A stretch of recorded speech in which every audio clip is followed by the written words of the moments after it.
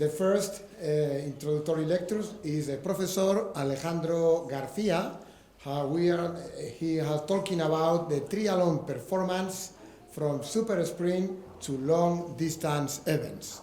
Alejandro, please. Hello everyone, and first of all, thank you Verko Stankovic for having me here.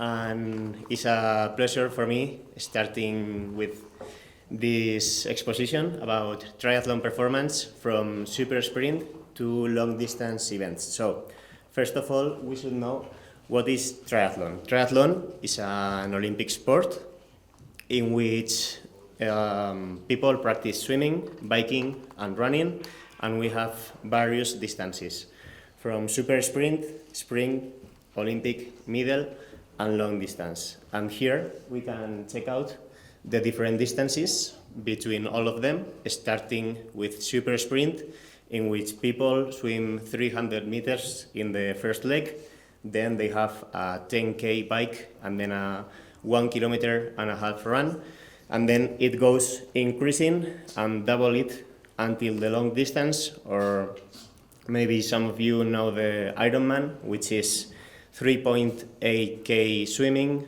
180K biking, and then a marathon running off the bike. So the question here is, okay, we have different distances, so do they have different physiological demands?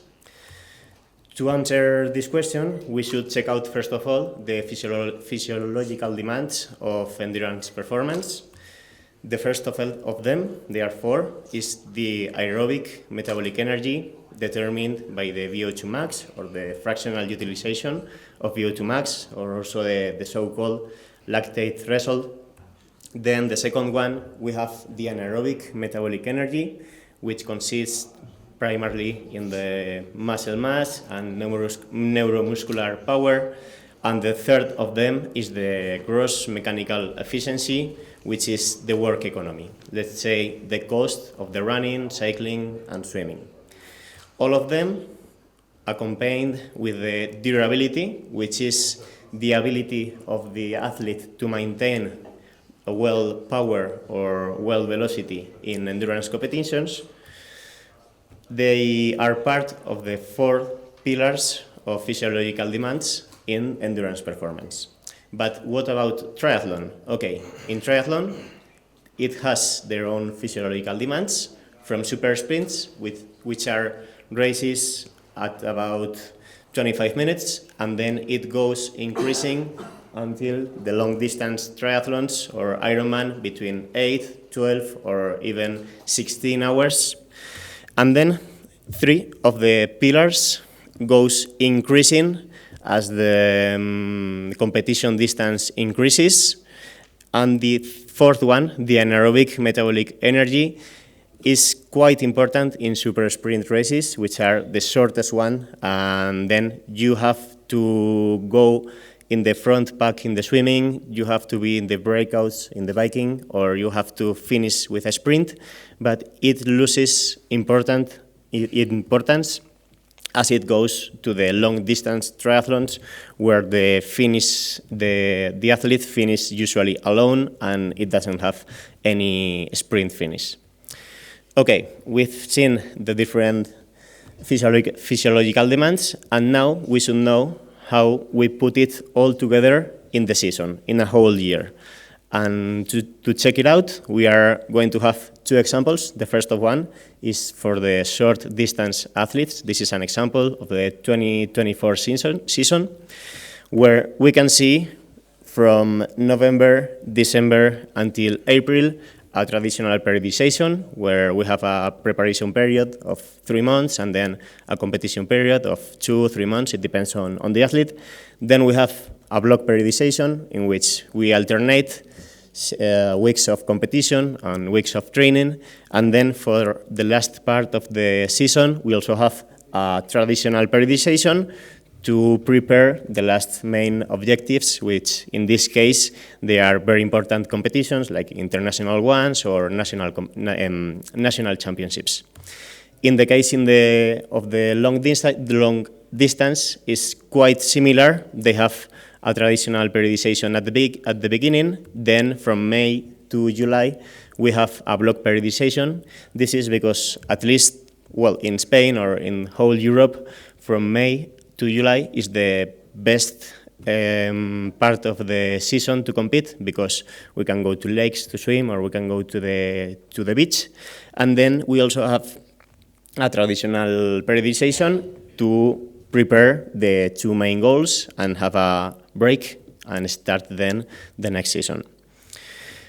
Before we continue, I'm going to show you just a quick review about the training zones of the endurance athletes to understand better the rest of the presentation. We are going to talk always about the 3 model that we have up, and then, or the 5 intensity zones model, which mainly they are separated by the first lactate or ventilatory threshold or the second one. And in terms of heart rate, RPE, or lactate concentrations, the athletes that we are going to check out, they have been training using this same table that we are seeing here. Okay, so now we have the periodization, we know what they are going to prepare in each part of the season, but now we should know what are they going to do in their key trainings, first in the preparation period, and then we will check out in the competition period. We have here the preparation period of short and middle or long distance triathletes, and in this case we can check out that is almost the same. They have zone 3 intervals, which are the so-called tempo or between thresholds, and then they also have zone 5 intervals or sprints, which they will prepare the athlete for further intensities in the competition period. On the other hand, we have the competition period, in which it differs a little bit.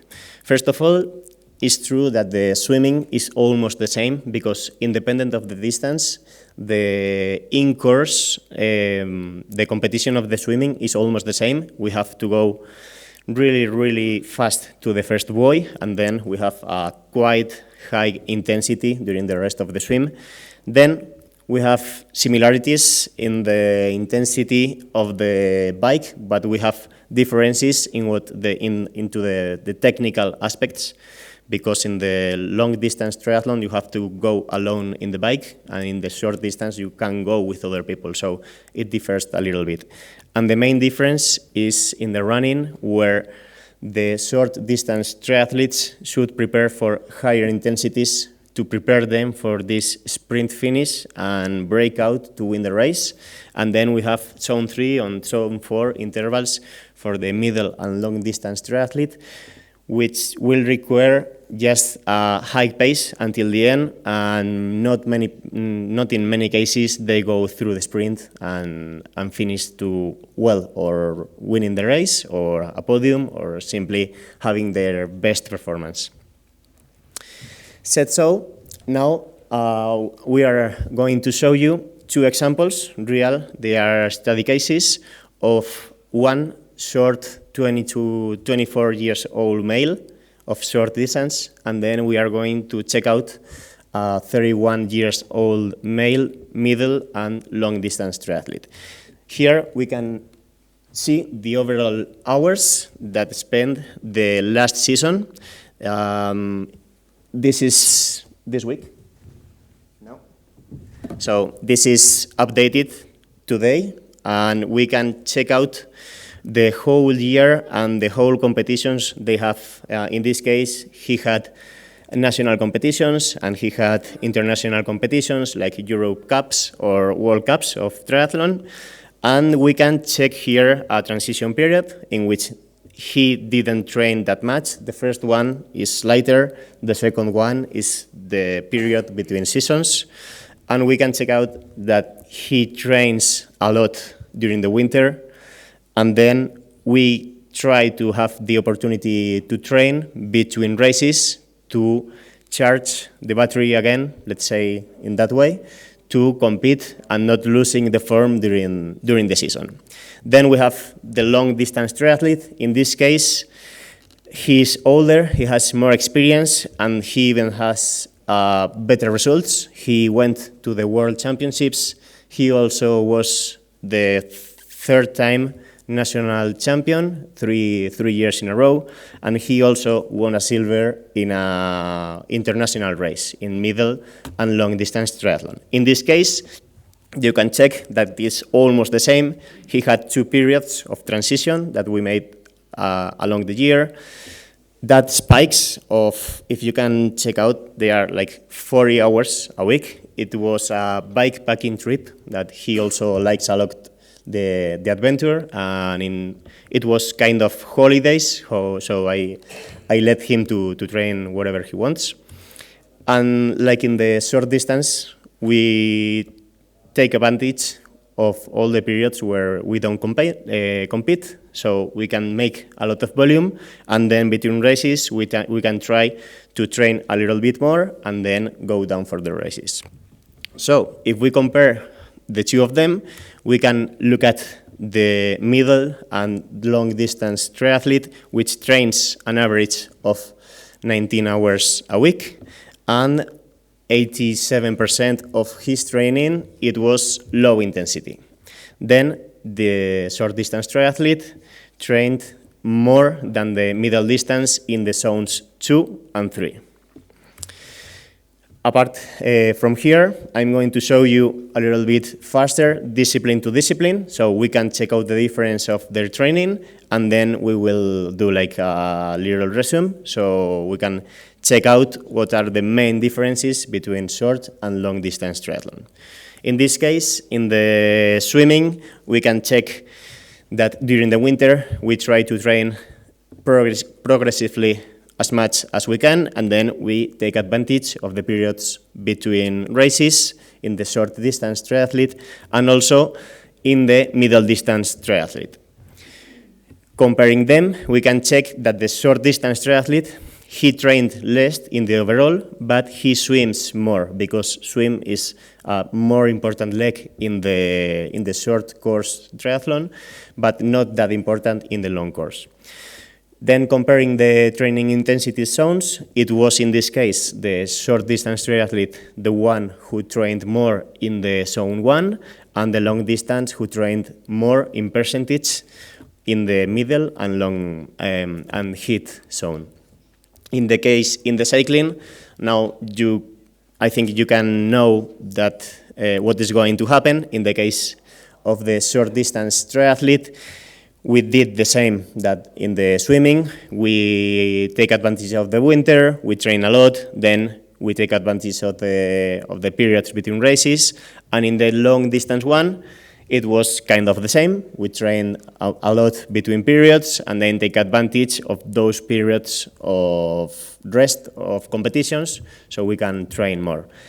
Comparing the data, it was now the long distance triathlete, which averaged 10 hours per week of training. I have to tell you that this man also works 8 hours a day. So he has a full-time job and he's training in average like 20 hours a week. So he's a very organized person. And in this case, it was a higher percentage for this man in the low intensity zone, and then in the higher intensity zones, it was the short distance triathlete, the one who trained the most.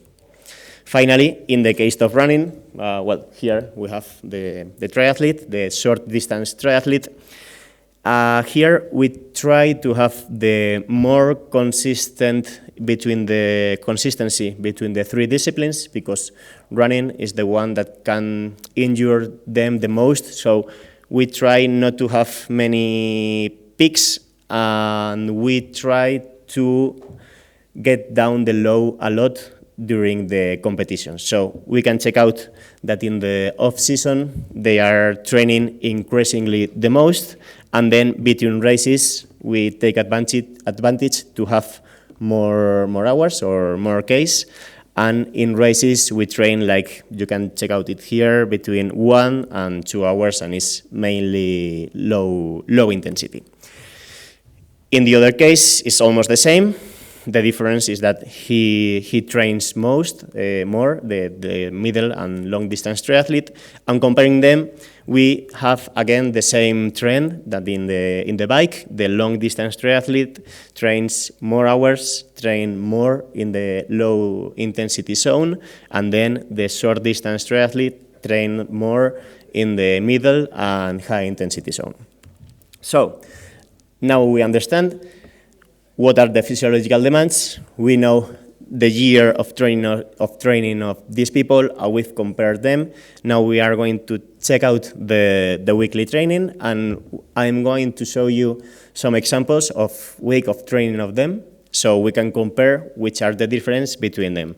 The truth is that they train together almost every day, so many of the training is the same, but it differs in the key trainings to prepare or long distance or short distance triathlons.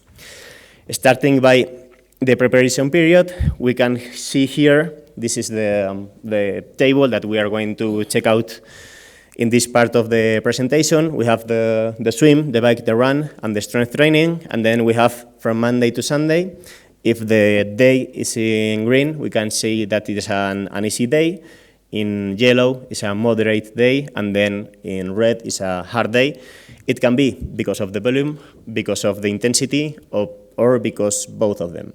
In this case, the swimming of the short distance is mainly in zone 1, zone 2, easy training, but we have 2 days a week in which we make 1 day of zone 5 training and 1 day of zone C training.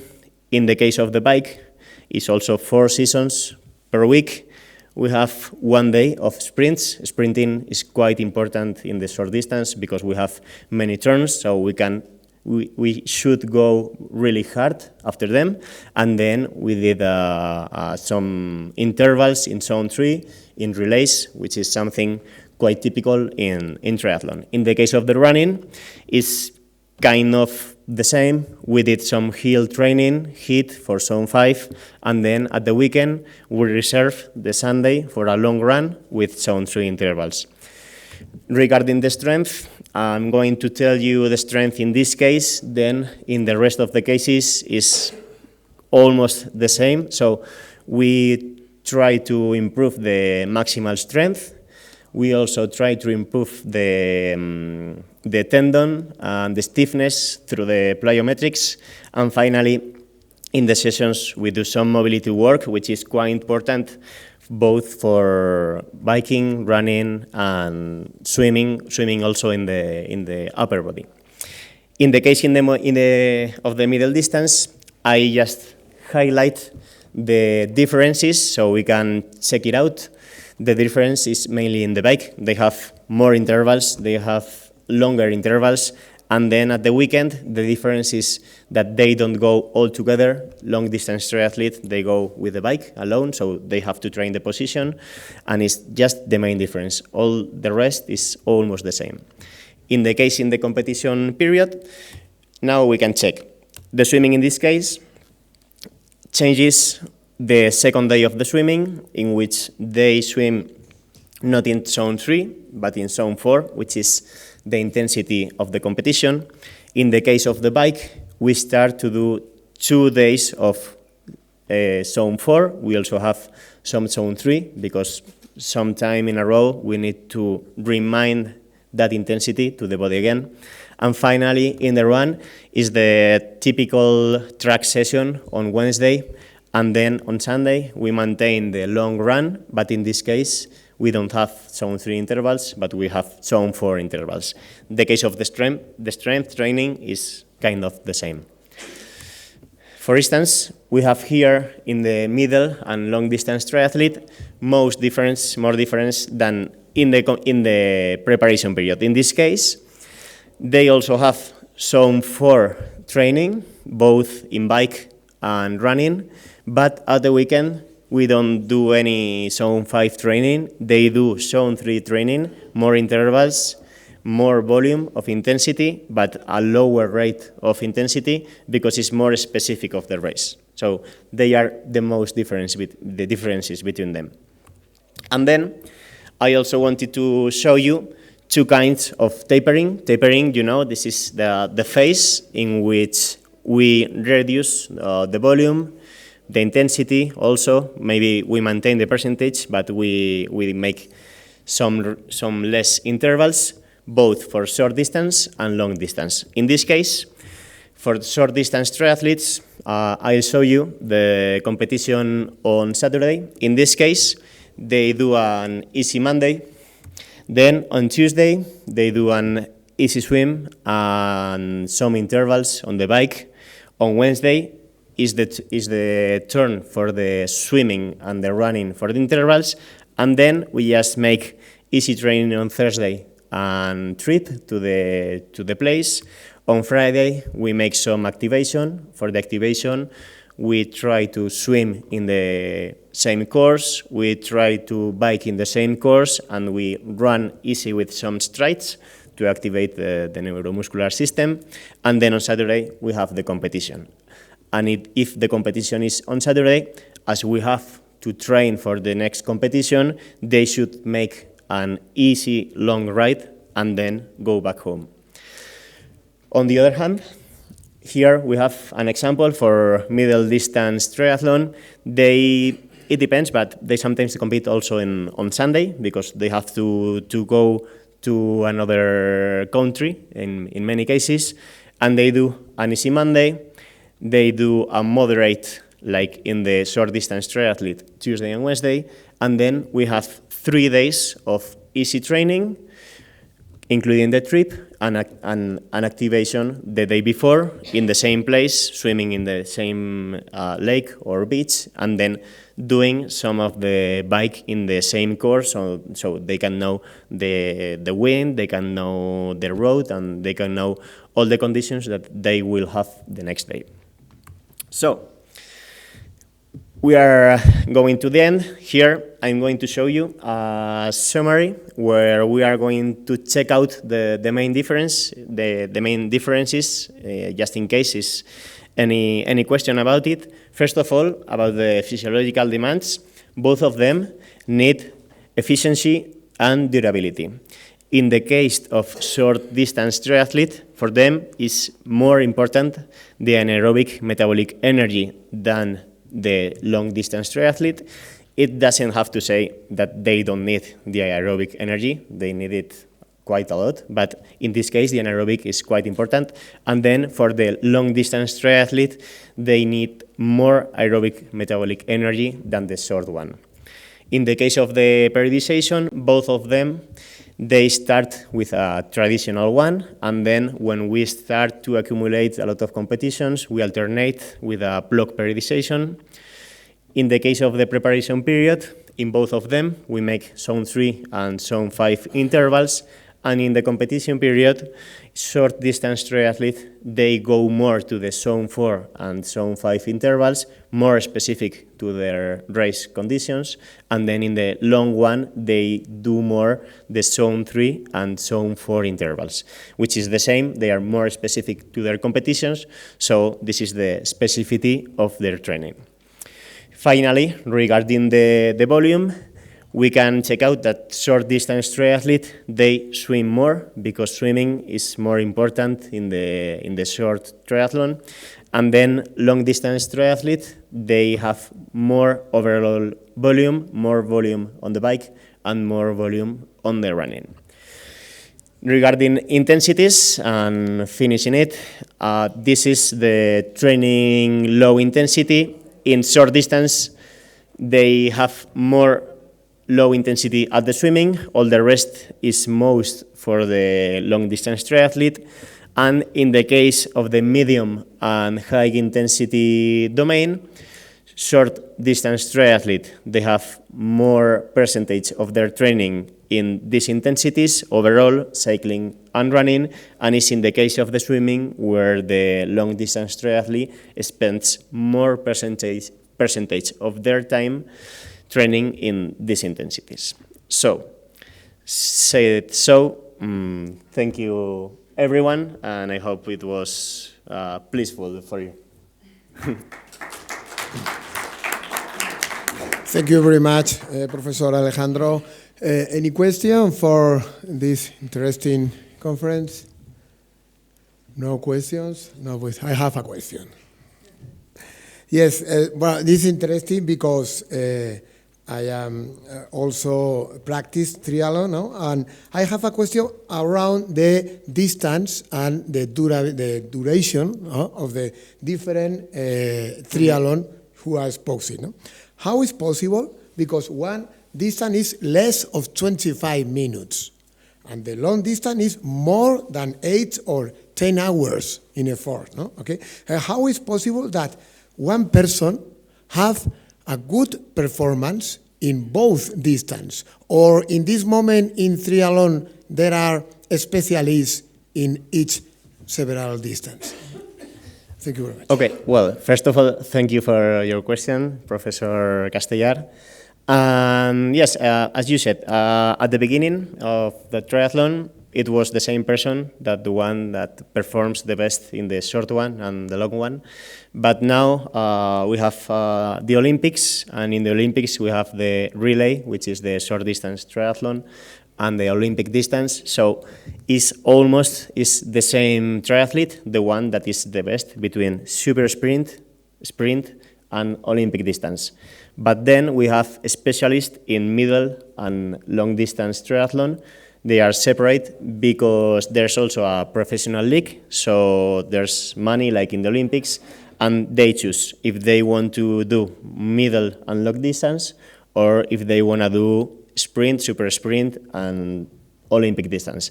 But the way, the point in which they compete one with the other, it is the middle distance. In middle distance, you can see good short distance triathletes which can win good long distance, because it's a distance in between. Both of them train a lot. Both of them have their strength in their distances, and middle distance is the one where you can compare if one is better or the other. So yes, we have specialists more in short and in long distance. Yeah. Okay, so thank you very much. And with this, finish this introductory lectures. Thank you very much. Thank you. Presuda Evropskog suda pravde u slučaju kompanija Evropske superlige protiv UEFA i FIFA. Melović Jelena, izvolite koleginice. Dear colleagues, dear friends, respected members of organizing committee, I would like first of all to thank you for the invitation on today's conference. And it's my great pleasure to be with you today. I'm coming from Faculty of Law, University of Pristina in Kosovska Mitrovica, and actually it's first time for me to be in such a company. My presentation, actually my lecture, is related to reflection of the judgment of European Court of Justice in the case of European Super League versus UEFA and FIFA. Actually, on 21st of December last year, European Court of Justice released the famous verdict in the case of UEFA and FIFA, actually European Super League against FIFA and UEFA, and it was of the very great importance to whole football world. It could be actually qualified as a real tsunami in European club competition, because it caused a lot of reflection actually to many subjects in football. It was both to national associations, then confederation, players, fans, and other stakeholders. The case was triggered by the plan of European Super League to construct new actually competition structure that would be an alternative to two famous monopoly clubs, FIFA Confederation and Federation, FIFA and UEFA, and where it was happened. Of course, in Spain, the Spain is very famous on their revolution in different fields, as well as in football. The European Super League was registered in Spain for the first time, and that was one actually private company. It was established on initiative of the group of very different clubs from Italy, Spain, and United Kingdom. Here you have many famous clubs that participated in European Super League project. And most of them withdrew their presence in this European Super League project very soon after launching the project. After launching the project of European Super League, FIFA and UEFA released the public statement making clear their refusal to authorize the new competition and warning that any player or club participating in it would be expelled from the competitions organized by FIFA and UEFA. This statement was issued on 21st of January 2029, and the main court proceedings after that had arisen out of a commercial action brought by European Super League before court in Madrid against FIFA and UEFA. On 18th of April 2021, a new press release was issued by UEFA, the English, Spanish, and Italian football associations, and by certain professional leagues, confirming the statement from 21st of January. On 19 and 20 of April 2021, the court in Madrid successfully held that European Super League action was admissible and raised a request for a preliminary ruling before European Court of Justice. Actually, we have practice among European courts that any national court could address European Court of Justice for any kind of interpretation of European law. In this case, actually, the request for a preliminary ruling was addressed on interpretation of Articles 101 and 102 of Treaty of Functioning of European Union. These articles are related to rule on competition, and 102 is related to abuse of a dominant position. That was the part of the request for preliminary ruling. Another part was related to Articles 45, 49, 56, and 63 of the treaty. And these articles are related to the freedom of movement of workers enjoyed by the players in this case. Then free movement of establishment of business, that is in relation to European Super League project. Then to free movement of providing services, and 63 is related to free movement of capital.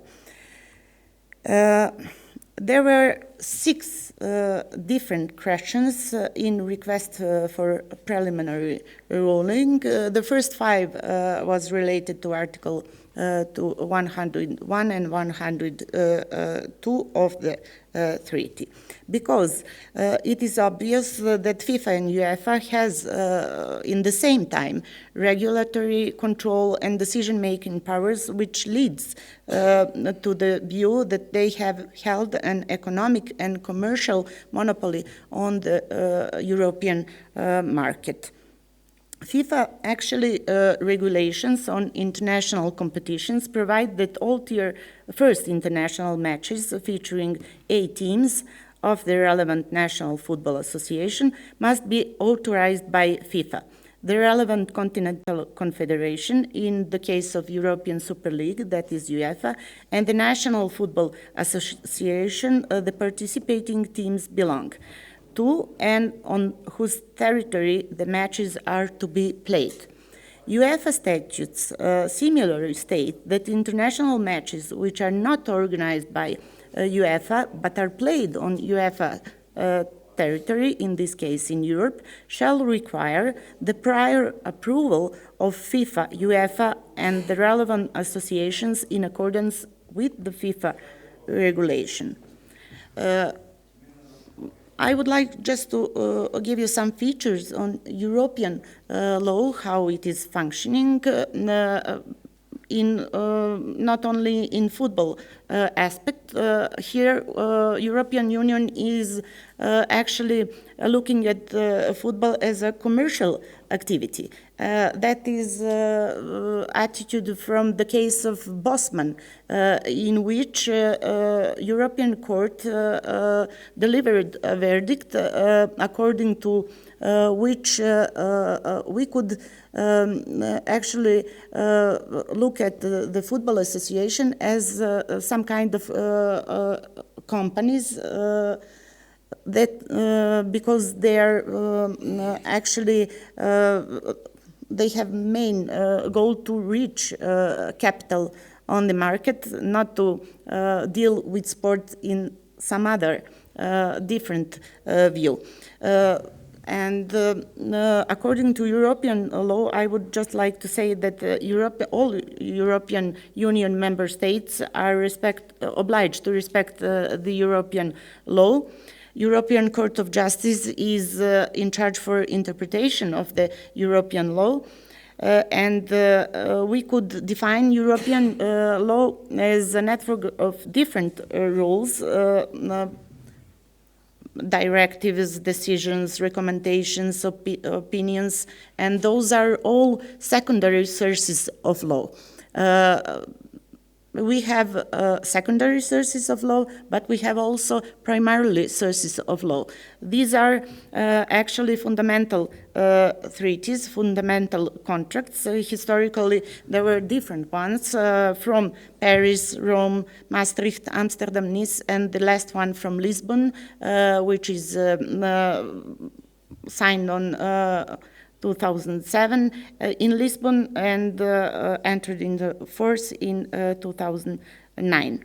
Lisbon treaties consisted of two separate contracts, two separate treaties. First is the Treaty on Functioning of European Union, that European Court of Justice interpret in the case of European Super League, and the second Treaty on European Union. Finally, the verdict was issued in December last year, and the opinion was that FIFA and UEFA behave contrary to competition law by mandating a prior approval for international competitions not organized by them, and threatening sanctions against players and clubs involved with the European Super League project. The court has delivered its verdict in favor of the claimant and against FIFA and UEFA. The Grand Chamber of the European Court of Justice ruled that FIFA and UEFA's regulation requiring prior approval for interclub competition, like the Super League, were contrary to European Union law. These regulations were deemed to violate competition law and the freedom to provide services. The court emphasized that FIFA and UEFA's regulation lacked a clear, impartial, non-discriminatory, and reasonable structure. European Court of Justice recalled at the outset that the practice of sport is subject to European competition law insofar as it constitutes an economic activity. On the other hand, there was a separate opinion by Advocate General Rantos.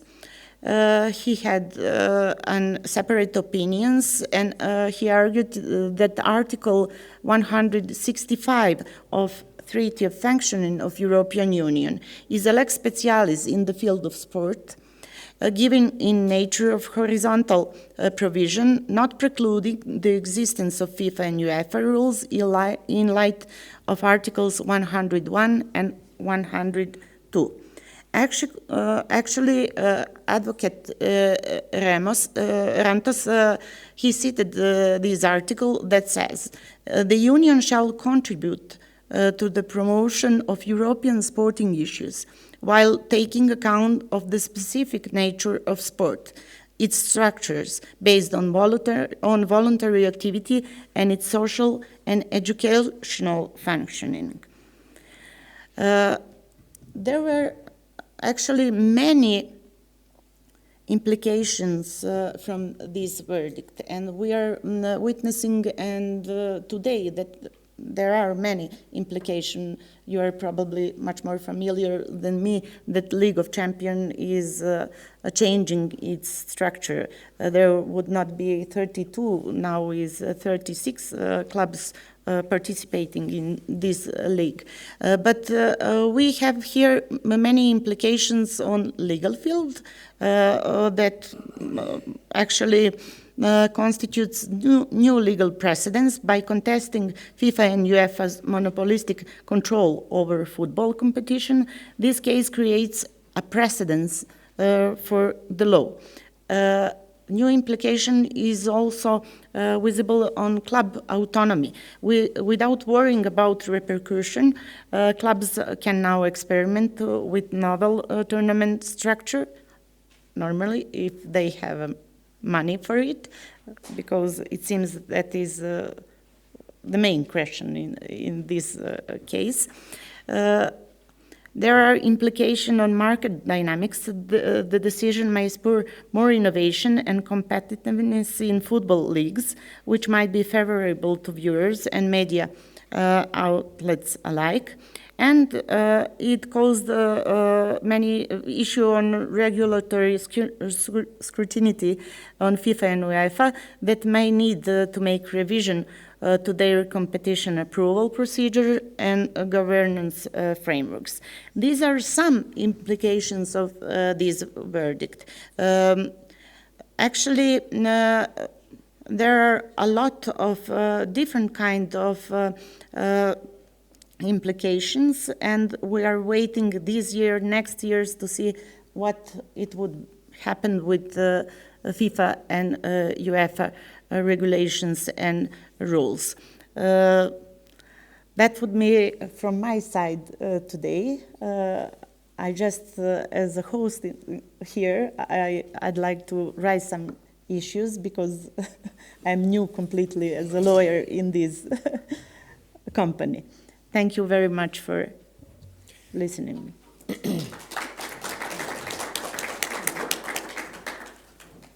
Questions? No questions? One question. Yes, it's possible, but... Yeah. I would like to ask this beautiful lady, how do you feel in our company? It's not, when you say it like this, how does it feel to connect the law with the field of physical culture, let's say, Yeah. sports? Yeah. Thank you very much for your question. I really think that we all have to be connected, especially field of law is present in all social spheres. As you see, there are a lot of issues that are affecting different spheres, actually, and you're in the same time.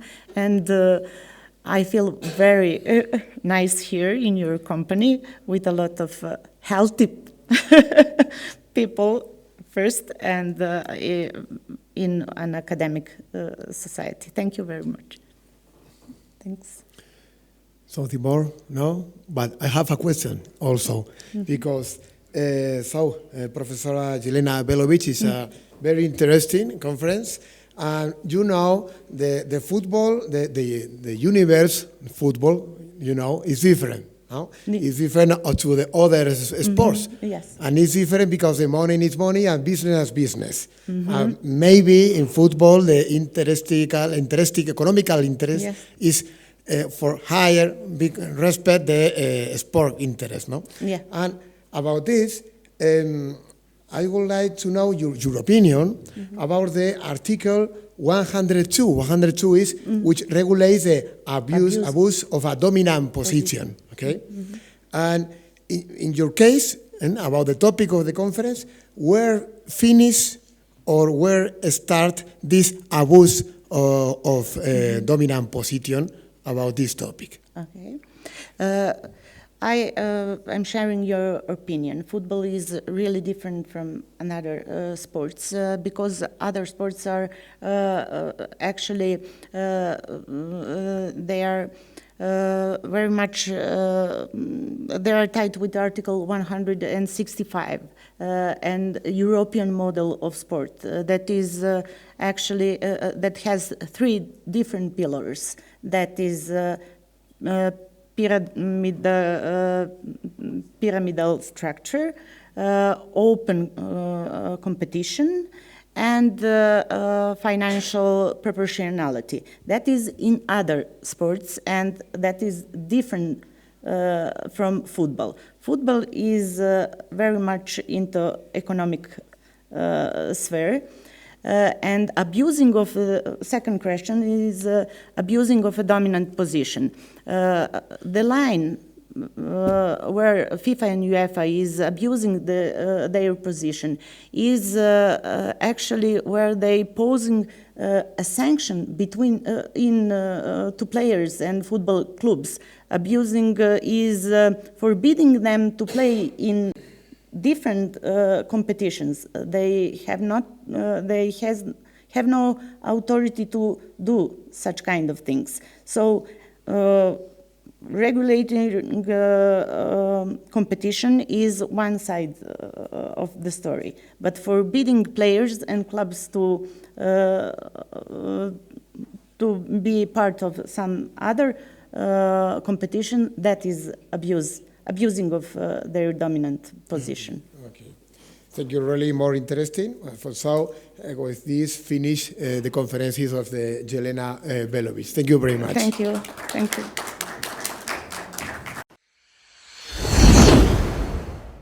Filip Čeras, Ksenija, sa radom razlike u poimanju vrijednosti u tenisu i skijaškim skokovima. Differences in competition of values in tennis and ski jump. Pozdravljeni. Ja dolazim iz Ljubljane sa medicinskog fakulteta i predstavit ću vam razlike u poimanju vrijednosti u tenisu i skijaškim skokovima. Sportska kultura je u Sloveniji vrlo razvijena i u svjetskim razmjerima sport je važan dio kulture života u savremenoj civilizaciji. Zahvaljujući tradiciji zimskih sportova i izvrsnim rezultatima naših skakača, skijaški skokovi jedan su od najpopularnijih sportova u Sloveniji. U toj prilici mogu spomenuti da je jučer naša mlada skakačica Nika Prevc osvojila svjetski kup sa samo 19 godina. Tenis je također jedan od najpopularnijih sportova, pa čak i na području rekreacije, iako naši tenisači na svjetskom nivou ne postižu rezultate usporedive sa skakačima. Ako govorimo o vrijednostima u sportu, moramo znati da vrijednosti predstavljaju važan dio človekove motivacije i osobnosti, usmjeravaju njegove interese i utječu na njegovo ponašanje. Vrijednosti su važan čimbenik u natjecateljskom sportu, stoga je važno istražiti vrijednosti koje utječu na razloge odlučivanja pojedinaca za bavljenje sportom, za određenu vrstu sporta, upornost u trenažnom procesu i posljedično vrijednosti koje su najvažnije za postizanje što boljih sportskih rezultata. U našem istraživanju temelj za upitnik bila je kategorizacija vrijednosti prema slovenskom psihologu Musku. Naše istraživanje proveli smo kako bismo saznali koje su vrijednosti važne skijaškim skakačima, a koje tenisačima. Zanimalo nas je i po kojim se vrijednostima razlikuju. Proučavanje strukture vrijednosti prilično je složeno i komplicirano, te se vrijednosti ne mogu izravno mjeriti. Stoga se u praksi koriste specifični anketni upitnici. Ispitanik procjenjuje važnost rečeničkih iskaza koji se odnose na pojedine vrijednosti. Ti su stavovi svojevrsni kognitivni prikazi razumijevanja odabranih vrijednosti. Napisane tvrdnje vrijednosti pokazuju i emocionalne dimenzije njihove učinkovitosti. U istraživanju smo uz pomoć pisanog upitnika utvrdili povezanost vrijednosti skijaša skakača s jedne strane i tenisačicama i tenisačima sa druge strane. Ispitanici su na tvrdnji odgovarali ocjenama od 1 do 5 i dobiveni podaci pokazali su da je korelacija između vrijednosti u tenisu i skijaškim skokovima visoka i statistički značajna. Veličina koeficijenta korelacije ranga bila je hipotetski neočekivana jer se skijaški skokovi i tenis dosta razlikuju po prirodi sportske aktivnosti. Ovdje možete vidjeti nekoliko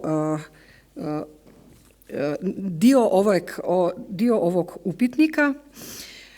Tenisači su najviše ocijenili vrijednosnu tvrdnju volim pobeđivati, koja ukazuje na visoku natjecalsku orijentaciju i želju za pobjedom. Kod skakača je ta tvrdnja bila visoka, ali tek na 8. mjestu.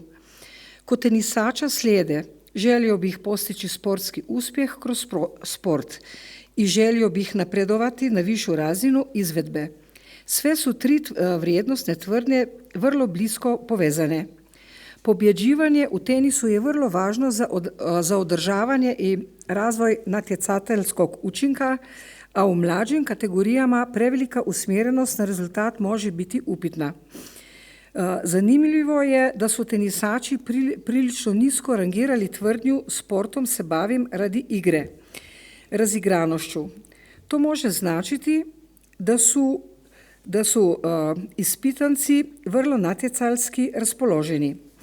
Skakačima je najvažnija izjava bila volim sport, zatim briga za zdravlje, razvoj sposobnosti kretanja, užitak, izazov, veća kvaliteta života. Budući da su i skokovi tipično natjecalski sport, rezultati su pomalo iznenađujući. Naravno, i skakači su visoko ocijenili želju za dokazivanjem i volim pobjeđivati. I tenisači i skakači visoko su ocijenili tvrdnje važne za razvoj sportske kulture, kao sport mi znači veću kvalitetu života, sportom lakše brinem o svom zdravlju, volim putovanja i natjecanja. Najniže ocijenjene vrijednosti bile su bavim se sportom jer to žele moji roditelji ili bavim se sportom jer se time bavi većina mojih prijatelja. Nemam što drugo raditi. Pa možemo zaključiti da je njihova odluka za bavljenje sportom neovisna od utjecaju roditelja i prijatelja. Dominirale vrijednostne tvrdne natjecalske orijentacije koje snažno utječu na motivaciju sportaša, a motivacija je prijeko potrebna kako bi sportaši svladali velika natjecalska i trenažna opterećenja.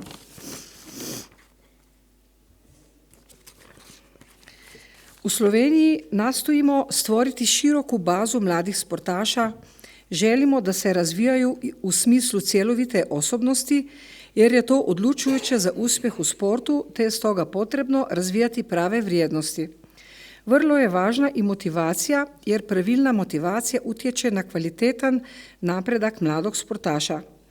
Niska razina motivacije negativno utječe i na kvalitetu treninga i na postizanje dobrih rezultata na natjecanjima. Na osobni razvoj mladih sportaša, osim roditelja, učitelja, trenera i sportskih idola, sve veći utjecaj imaju i masovni mediji. Masovni mediji često imaju negativan utjecaj na tradicionalni izvor vrijednosti i normi koji predstavljaju roditelji, učitelji i treneri. Različiti autori već nekoliko vrijeme istražuju područje vrijednosti. U ovim istraživanjima pokazane su značajne razlike u vrednovanju sporta prema spolu, a te razlike prema spolu se smanjuju. Značajne razlike pokazane su i zbog razlika u različitim sportovima, zbog različitih sociokulturnih čimbenika i društvenih čimbenika. Zbog toga je za pedagoški i stručni rad sportskih trenera važno poznavanje diferenciranog značenja odabranih vrijednosti koje utječu na kulturu sporta i za određen sport. Za sport važno je shvatiti da vrijednosti mogu značajno utjecati na razloge bavljenja određenim sportom, na psihofizičku sposobnost sportaša, motivaciju i u konačnici na natjecateljski učinak. Kad u svim područjima i u sportu znanje omogućuje uspješan stručni, kao u svim područjima i u sportu znanje omogućuje uspješan stručni, pedagoški i trenerski rad. Iz tog razloga poznavanje vrijednosti je važan dio znanja. Evo, to bi bilo sve u ovom radu. Hvala za vas. Thank you for your attention. Sveučilište u Ljubljani prošle godine proslavilo 60 godina od uvođenja prvih programa fizičkog vaspitanja na fakultete. U nekoliko godina poslije 63. Praktički svi fakulteti sveučilišta u Ljubljani imali su tjelesni odgoj na 2, neki čak na svim godinama studija. Osim ovih programa proširile su se i druge sportske aktivnosti za učenike, rekreacijski programi, takmičenja, neka ljetovanja i drugo. A rastao je i broj stalno zaposlenih profesora sporta. Prije uvođenja bolonjske reforme 2003. godine bilo je, na fakultetama bilo je čak 30 profesora, neki fakulteti imali su 1, mnogi 2, pa čak i 4. Na ovoj slici možemo vidjeti da smo se u zadnjih 10 godina vratili skoro na početak. U protekloj akademskoj godini imali smo samo 1% više studenata na sportskim programima na fakultetima nego 1963. godine. Smanjio se i broj zaposlenih sportskih pedagoga nakon 2012. Ima nas svega 20. Dakle, zapravo ovo loše stanje rezultat je uvođenja bolonjske reforme, odnosno nekih odluka rektorata Univerziteta u Ljubljani da se sport do neke mjere centralizira s uvođenjem bolonjskih studijskih programa. Većina fakulteta to nije prihvatila, pa su se razvili različiti modeli proizvedbe fizičkog vaspitanja na fakultetama Ljubljanske univerze. Na sreću, silazni trend je zaustavljen nakon 2011. godine. Nakon ukidanja starih studijskih programa, 5 fakulteta zadržava takozvano obvezno fizičko vaspitanje.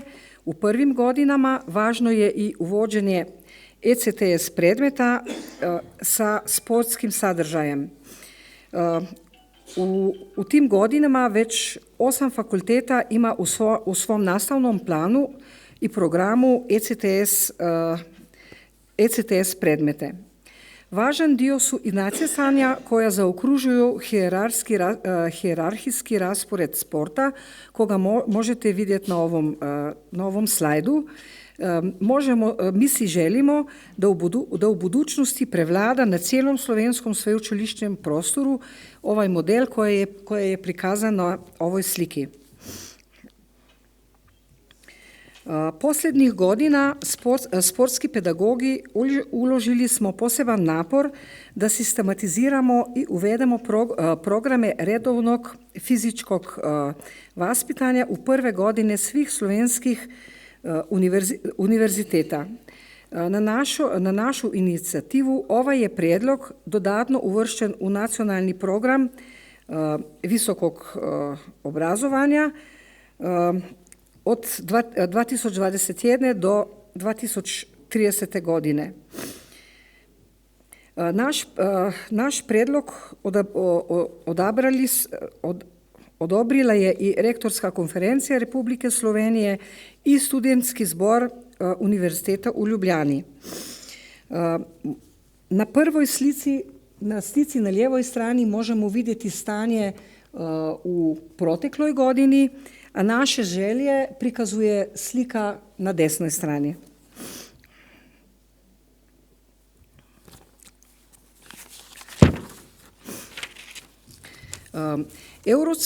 Evropski model sporta potiče celoživotnu tjelesnu aktivnost. To nas obvezuje da već od prve godine studija studentima ponudimo što više sportskih programa na način da im redovita tjelesna aktivnost bude važna sastavnica svakodnevnog života, ne samo tijekom studija, nego i kroz cijeli život. Stoga se u široj stručnoj javnosti postavlja pitanje kamo je usmjereno razmišljanje Univerze u Ljubljani, koja je u prošloj godini iz strategije univerze povukla evidenciju redovite sportske aktivnosti na prvim godinama studija. Nadamo se da će naši prijedlozi biti upoštevani u sljedećim godinama. Hvala na pažnji.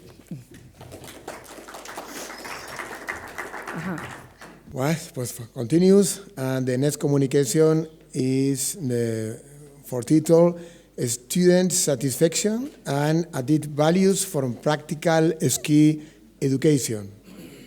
He's here, yes. Dear chairmen, dear professors, dear colleagues, I am very excited to be here, and please allow me to do a short presentation about that topic, student satisfaction and added values from practical ski education. I would like first to introduce myself very shortly and our team. I'm coming from University of Veliko Trnovo, St. Cyril and St. Methodius in Bulgaria. Our faculty is Faculty of Education, and we are 5 authors. We are a ski team, and we are responsible about ski education of students which are studying physical education and sport in our university. First, I would like to cite Fridtjof Nansen, who says that you are one with your skis and nature. This is something that develops not only the body, but the soul as well, and it has a deeper meaning for people than most of us perceive. And also one citation to Warren Miller, who is the director of movies about skiing.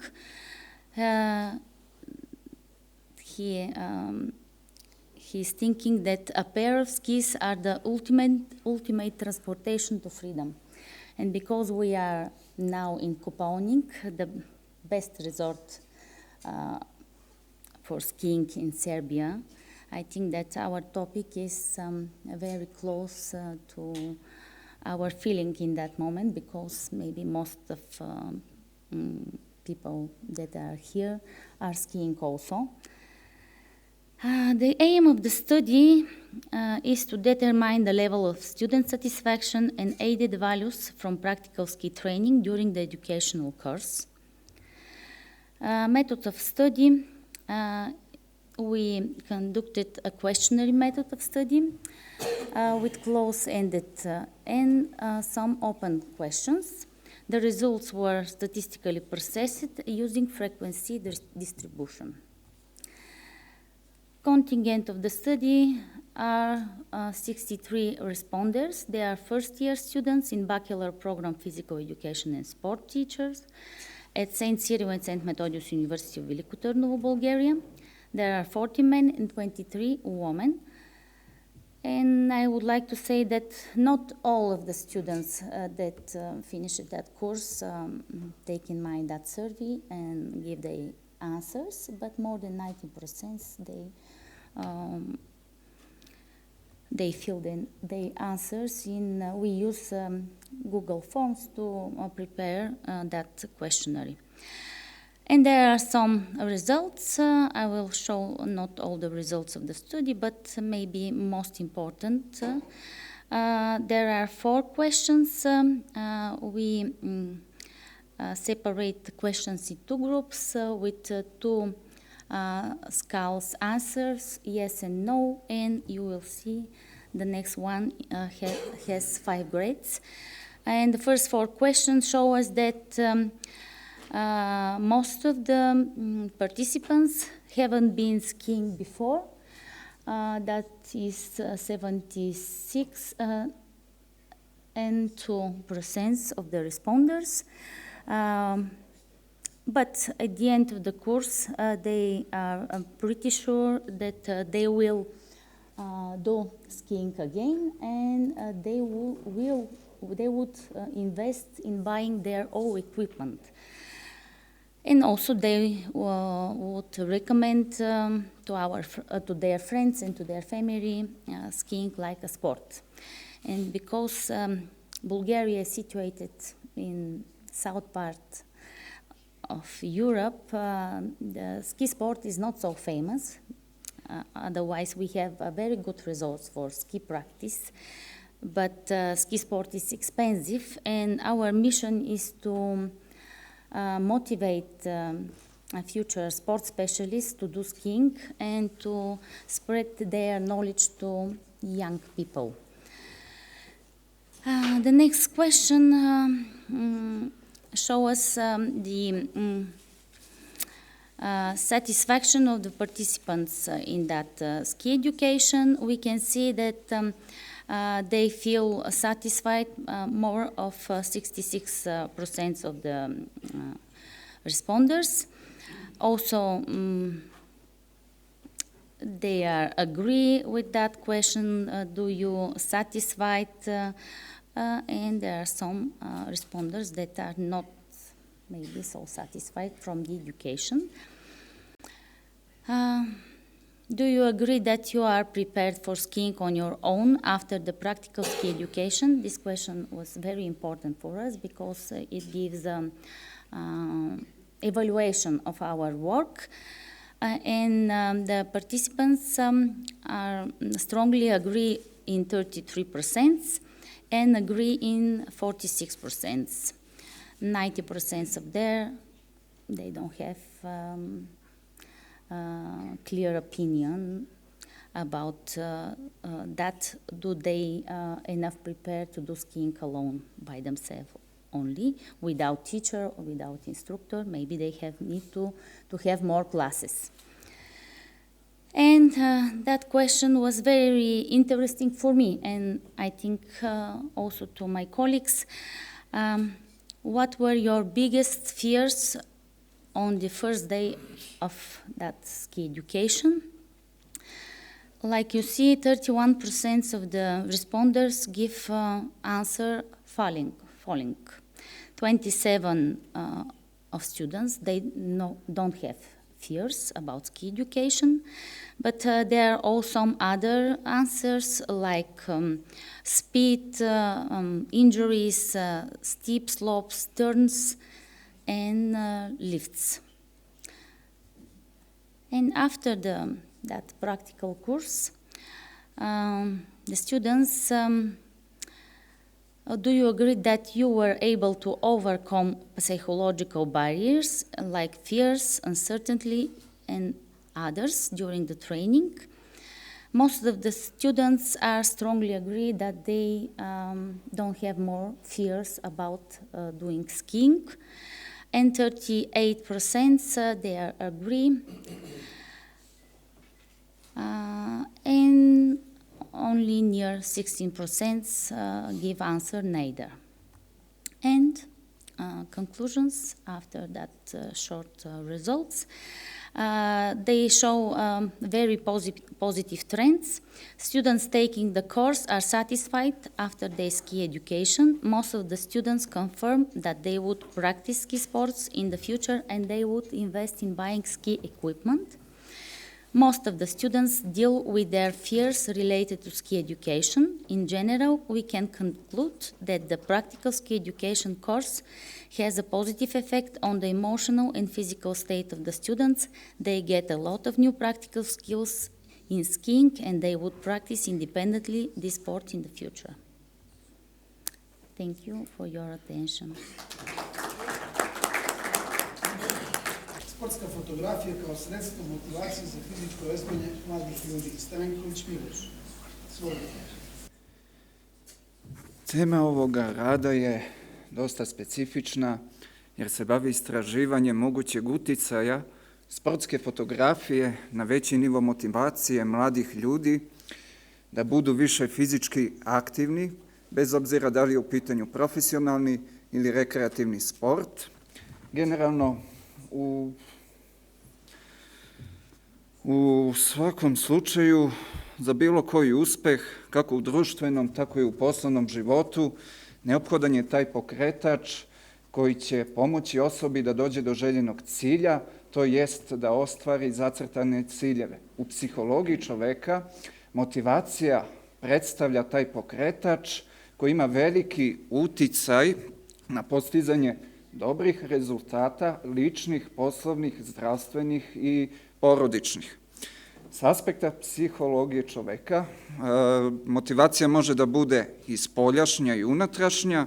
Spoljašnja motivacija je pred svega više orijentisana ka dobijanju specijalnih priznanja kao posljedica postignutih ili realizovanih zadataka, dok je unutrašnja, koja je daleko kompleksnija i psihološki posmatrano najvažnija za pravilan rast i razvoj u bilo kojoj oblasti kojom se čovek bavi.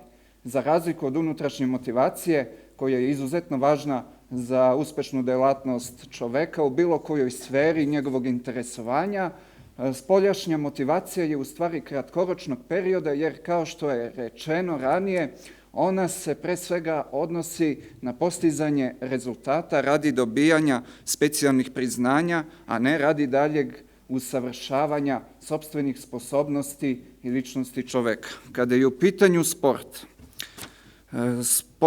motivacija u sportu zauzima vrlo važno mesto u postizanju vrhunskih sportskih rezultata, naročito to kod pre svega dobro utreniranih i profesionalno orijentisanih sportista. Treba napraviti razliku u pogledu podele motivacije između amaterskog i profesionalnog sporta radi boljeg razumevanja osnovne podele motivacije na spoljašnju i unutrašnju.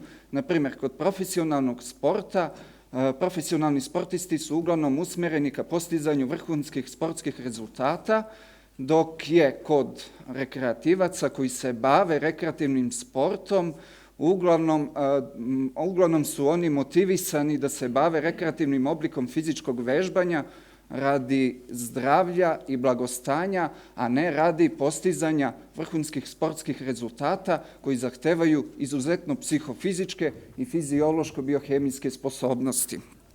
Kada je u pitanju rekreativni sport, on je sve više zastupljen širom sveta, za razliku od profesionalnog sporta koji je uglavnom zastupljen samo kod onih koji su predisponirani za vrhunske sportske rezultate, ali u suštini, nevezano da li je reč o visokointenzivnoj ili umerenoj rekreativnoj fizičkoj aktivnosti, literatura je svakako pokazala da fizička aktivnost može uticati kako na fizičko i telesno, tako i na mentalno zdravlje, i kada je u pitanju fizička aktivnost, motivacija zauzima svakako najvažnije mesto, ne samo radi postizanja rezultata, već radi unapređenja zdravlja i drugih zdravstvenih parametara. Generalno, da bi fizičko vežbanje imalo povoljno dejstvo na celokupno zdravlje, sada bih iskoristio da citiram i uvaženog profesora doktora Nenada Živanovića, neophodno je da čovek bude u dovoljnoj meri vaspitan o pokretu i kroz pokret. Da bi čovek bio u dovoljnoj meri vaspitan o pokretu i kroz pokret, neophodna su nam ona sredstva koja mogu dati značajan doprinos razumevanju kretanja i njegovih pozitivnih efekata. Zahvaljujući naučnoj i tehnološkoj revoluciji, možemo da kažemo ta moderna sredstva su prisutna i u svakom slučaju olakšavaju bolje razumevanje dokazano pozitivnih kretnih aktivnosti kako na sve aspekte ljudskog zdravlja. Da vidimo dalje. Kada je reč o sportskoj fotografiji, nju pre svega karakteriše sposobnost zamrzavanja najvažnijih momenata ne samo u profesionalnom, već i u amaterskom sportu. Sportske fotografije, pre svega, koje su objavljene, sportske fotografije koje su objavljene u brojnim sportskim medijima značajno doprinose popularizaciji ne samo profesionalnog, već i rekreativnog sporta. Generalno posmatrano i one fotografije koje su objavljene, a koje su vezane za rekreativno bavljenje različitim oblicima fizičkog vežbanja, i one takođe značajno utiču na bolje razumevanje sporta, ali ne sa takmičarskog, već sa zdravstvenog aspekta. I tu sada dolazimo do, pre svega tu sada dolazimo do, kako da vam kažem, tu dolazimo do lične percepcije ljudi kada je u pitanju posmatranje i doživljavanje samih sportskih fotografija, jer kada je u pitanju lična percepcija ljudi, sportske fotografije na kojima se nalaze sportisti u specifičnim sportskim pozama, takve sportske fotografije kod određenog broja ljudi utiče na motivaciju. S druge strane, sportske fotografije na kojima su prikazane osobe koje se rekreativno bave fizičkim vežbanjem značajnije utiču na motivaciju ljudi kod određenog broja ljudi. Jednostavno rečeno, neke sportske fotografije koje su uglavnom orijentisane ka promociji profesionalnog sporta više motivišu ljude da budu više angažovani u profesionalnom sportu, dok sportske fotografije koje uglavnom prikazuju slobodno odabrane rekreativne fizičke aktivnosti, one više motivišu ljude da budu više fizički aktivniji radi zdravlja i blagostanja, a ne radi postizanja vrhunskih rezultata. I tu ponovo dolazimo do one osnovne podele motivacije na spoljašnju i na unutrašnju. I ovo su primeri sportske fotografije kada je u pitanju profesionalni sport. Svaka je na svoj način posebna i analizirajući ove sportske fotografije možemo vidjeti da je kod ovih sportista koji su očigledno, koji se žestoko bore da pobede, možemo vidjeti da je kod njih prisutnija veća psihološka napetost, za razliku od sportskih fotografija na kojima su prikazane osobe koje se bave rekreativnim fizičkim vežbanjem, i cilj sportske fotografije je da prikaže njihovo raspoloženje tokom realizacije slobodno odabranih kretnih aktivnosti. I onda možemo i ovde videti razlike između profesionalnih sportskih fotografija i takođe profesionalnih sportskih fotografija koje su usmerene na promociju slobodno odabrane fizičke aktivnosti.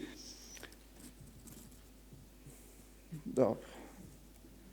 I u suštini, kao što je malo pre i rečeno, sportsku fotografiju odlikuje sposobnost zamrzavanja najvažnijih sportskih momenata.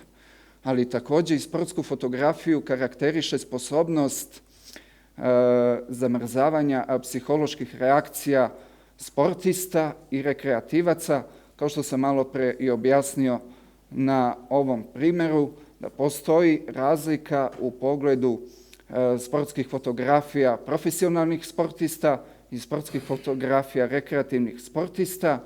Opet naznačavam, i emocionalna komponenta sportista i rekreativaca zauzima vrlo važno mesto i u sportskoj fotografiji, što nju zaista čini izuzetno kompleksnom za bolje razumevanje. Isto tako, kada su u pitanju mladi ljudi, obično su oni zaista orijentisani prema sportu i slobodno odabranim fizičkim aktivnostima i tu sportska fotografija zauzima vrlo važno mesto kada je u pitanju promocija zdravih stilova života i pre svega rekreativnih oblika fizičkog vežbanja kod mladih ljudi. Na primer, školska takmičenja, to su u stvari generalno pored... Imamo 6 minuta za prezentaciju, da suđimo jer imamo dosta posla danas. Dobro, evo završam. U suštini, sportska fotografija zauzima važno mesto i kada je u pitanju i promocija takmičenja, naročito i školskih takmičenja, i na osnovu tih fotografija možemo zaključiti da i takve fotografije mogu poslužiti nastavnicima fizičkog vaspitanja radi promocije fizičke aktivnosti i radi podizanja nivoa motivacije kod naših mladih učenika i da bi bilo dobro da i sportsku fotografiju kao motivacioni stimulator iskoristimo u nastavi fizičkog vaspitanja, jer su i neke studije pokazale da i sportska fotografija svakako može uticati na povećanje nivoa motivacije, kako i kod mladih, tako i kod starih ljudi. To je to. Availability of research and funds for the scientific research work of young researchers. From Darko Stajanović. Poštovani predsedavajući, profesori, koleginice i kolege, moje ime je Darko Stojanović, docent na Pedagoškom fakultetu iz Vranja i saopštit ću vam rad koji je proistekao iz interinstitucionalnog projekta između Fakulteta pedagoških nauka u Jagodini i Pedagoškog fakulteta u Vranju. A bavio se problemima sa kojima se suočavaju mladi istraživači u Srbiji. Te je jedan problem i tema ovog rada, a to je dostupnost resursa i sredstava za naučno-istraživački rad mladih istraživača. Da bi mladi istraživači napredovali, imali resurse za istraživanja i unapređivali svoje istraživačke kapacitete, kao i doprinosili kvalitetu istraživačkog rada, neophodno je pre svega da imaju pristup bibliotekama, najnovijoj literaturi, knjigama i najboljim svetskim časopisima. Ali, pored toga, potrebno je i da redovno učestvuju na međunarodnim konferencijama i da objavljuju naučne radove. Dakle, ovo lepo zvuči, ali postavlja se pitanje kakva je realna situacija u praksi, i ono što je još bitnije, kakvo je mišljenje samih mladih istraživača po tom pitanju. Samim tim i cilj ovog istraživanja, to jest dvostruki cilj ovog istraživanja je bio da se ispita kako mladi istraživači ocenjuju dostupnost resursa i sredstava za naučno-istraživački rad u Srbiji i sekundarni cilj je bio da se ispita da li postoji značajna razlika u ocenama o dostupnosti resursa i sredstava u odnosu na univerzitet koji pohađaju ili su pohađali. Celokupni uzorak je činio za ovo istraživanje 422 ispitanika, od koga su zapravo bili mahom mladi istraživači, a to su pre svega, tu se svrstavaju studenti doktorskih studija, saradnici, asistenti i docenti, koji su naravno pohađali ili pohađaju doktorske studije na najvećim državnim univerzitetima u Srbiji, Beograd, Novi Sad, Kragujevac i Niš. Što se tiče mernih instrumenta, korišćena je anketa koja je koncipirana namenski za prethodno pomenuti projekat, s tim što samo jedan deo od te ankete, tačnije 9 ajtema, je uzeto u obzir kada je u pitanju ovaj rad. Osim toga, dakle, osim 9 ajtema, imamo i još jednu varijablu koja zapravo predstavlja univerzitet u kome su pohađali ili pohađaju doktorske studije ispitanici. Od statističkih metoda korišćena je deskriptivna statistika i Kruskal-Wallis test za upoređivanje razlika između iskaza u odnosu na univerzitet. Što se tiče demografskih karakteristika, ovde možemo da vidimo kakva je bila raspodela ispitanika u odnosu na pol i u odnosu na univerzitet. Što se tiče prikaza rezultata, da bi prikaz bio malo jasniji, ja sam dužan da vam ukratko, dakle malo bolje objasnim ovaj prikaz. Naime, kada je u pitanju Likertova skala, u naučnoj zajednici se večito vodi debata na koji način treba da se tumače i interpretiraju rezultati neutralnih skorova, tačnije neutralnih odgovora. Pa jedni te neutralne odgovore kompletno izbacuju iz analize, drugi stavljaju neutralne odgovore po strani, dok treći uključuju neutralne odgovore u samu analizu. Međutim, u našem interesu je bilo da istaknemo zapravo samo smer i intenzitet stavova. Te smo neutralne vrednosti tako pozicionirali da budu polazna tačka pozitivnog smera ili negativnog smera, a bojama se jasno diferencira intenzitet stavova. Ako pogledamo niz 9 itema, može se uočiti taj trend da su rezultati uglavnom pomerani u pozitivnom smeru, što zapravo u ovom slučaju predstavlja nezadovoljstvo ispitanika po pitanju dostupnosti resursa. Gledajući redom, to se odnosi na resurse literature i drugih izvora, zatim dostupnost nedigitalizovanih izvora na srpskom jeziku, nedovoljna dostupnost informatičke i laboratorijske opreme, zatim dostupnost legalnih softvera za prikupljanje i obradu podataka, dostupnost sredstava i materijala, tu spadaju standardizovani testovi, različiti reagensi i tako dalje, zatim dostupnost obuke za upotrebu opreme i softvera i dostupnost obuke za primjenu tehnika i metoda. Kao i ono što je možda i više važno jeste samo sredstvo koje su potrebne za učešće u naučnim skupovima, a to su naravno kotizacije, troškovi puta, prevoda i editovanje teksta, kao i dostupnost sredstava koje su potrebne za, recimo, objavljivanje ili to je publikovanje radova u časopisima. Tu naravno isto spadaju kotizacije, troškovi prevoda i editovanje teksta. Ovo je prikaz rezultata sa malo šireg aspekta, dakle to je kumulativni prikaz procentualne raspore odgoja, ukupnog uzorka od dostupnosti resursa i sredstava za naučno-istraživački rad. Dakle, posmatrajući ovaj pie chart, možemo da uočimo da više od 50%, tačnije 57% ukupno ispitivanih ispitanika, uglavnom nisu zadovoljni dostupnošću resursa i sredstava za njihov naučno-istraživački rad. Ovaj grafik je identičan kao onaj prvi grafik, međutim, ovdje imamo malo detaljniji prikaz gde se vidi diferencijacija u odnosu na univerzitet u kome su ispitivani ispitanici.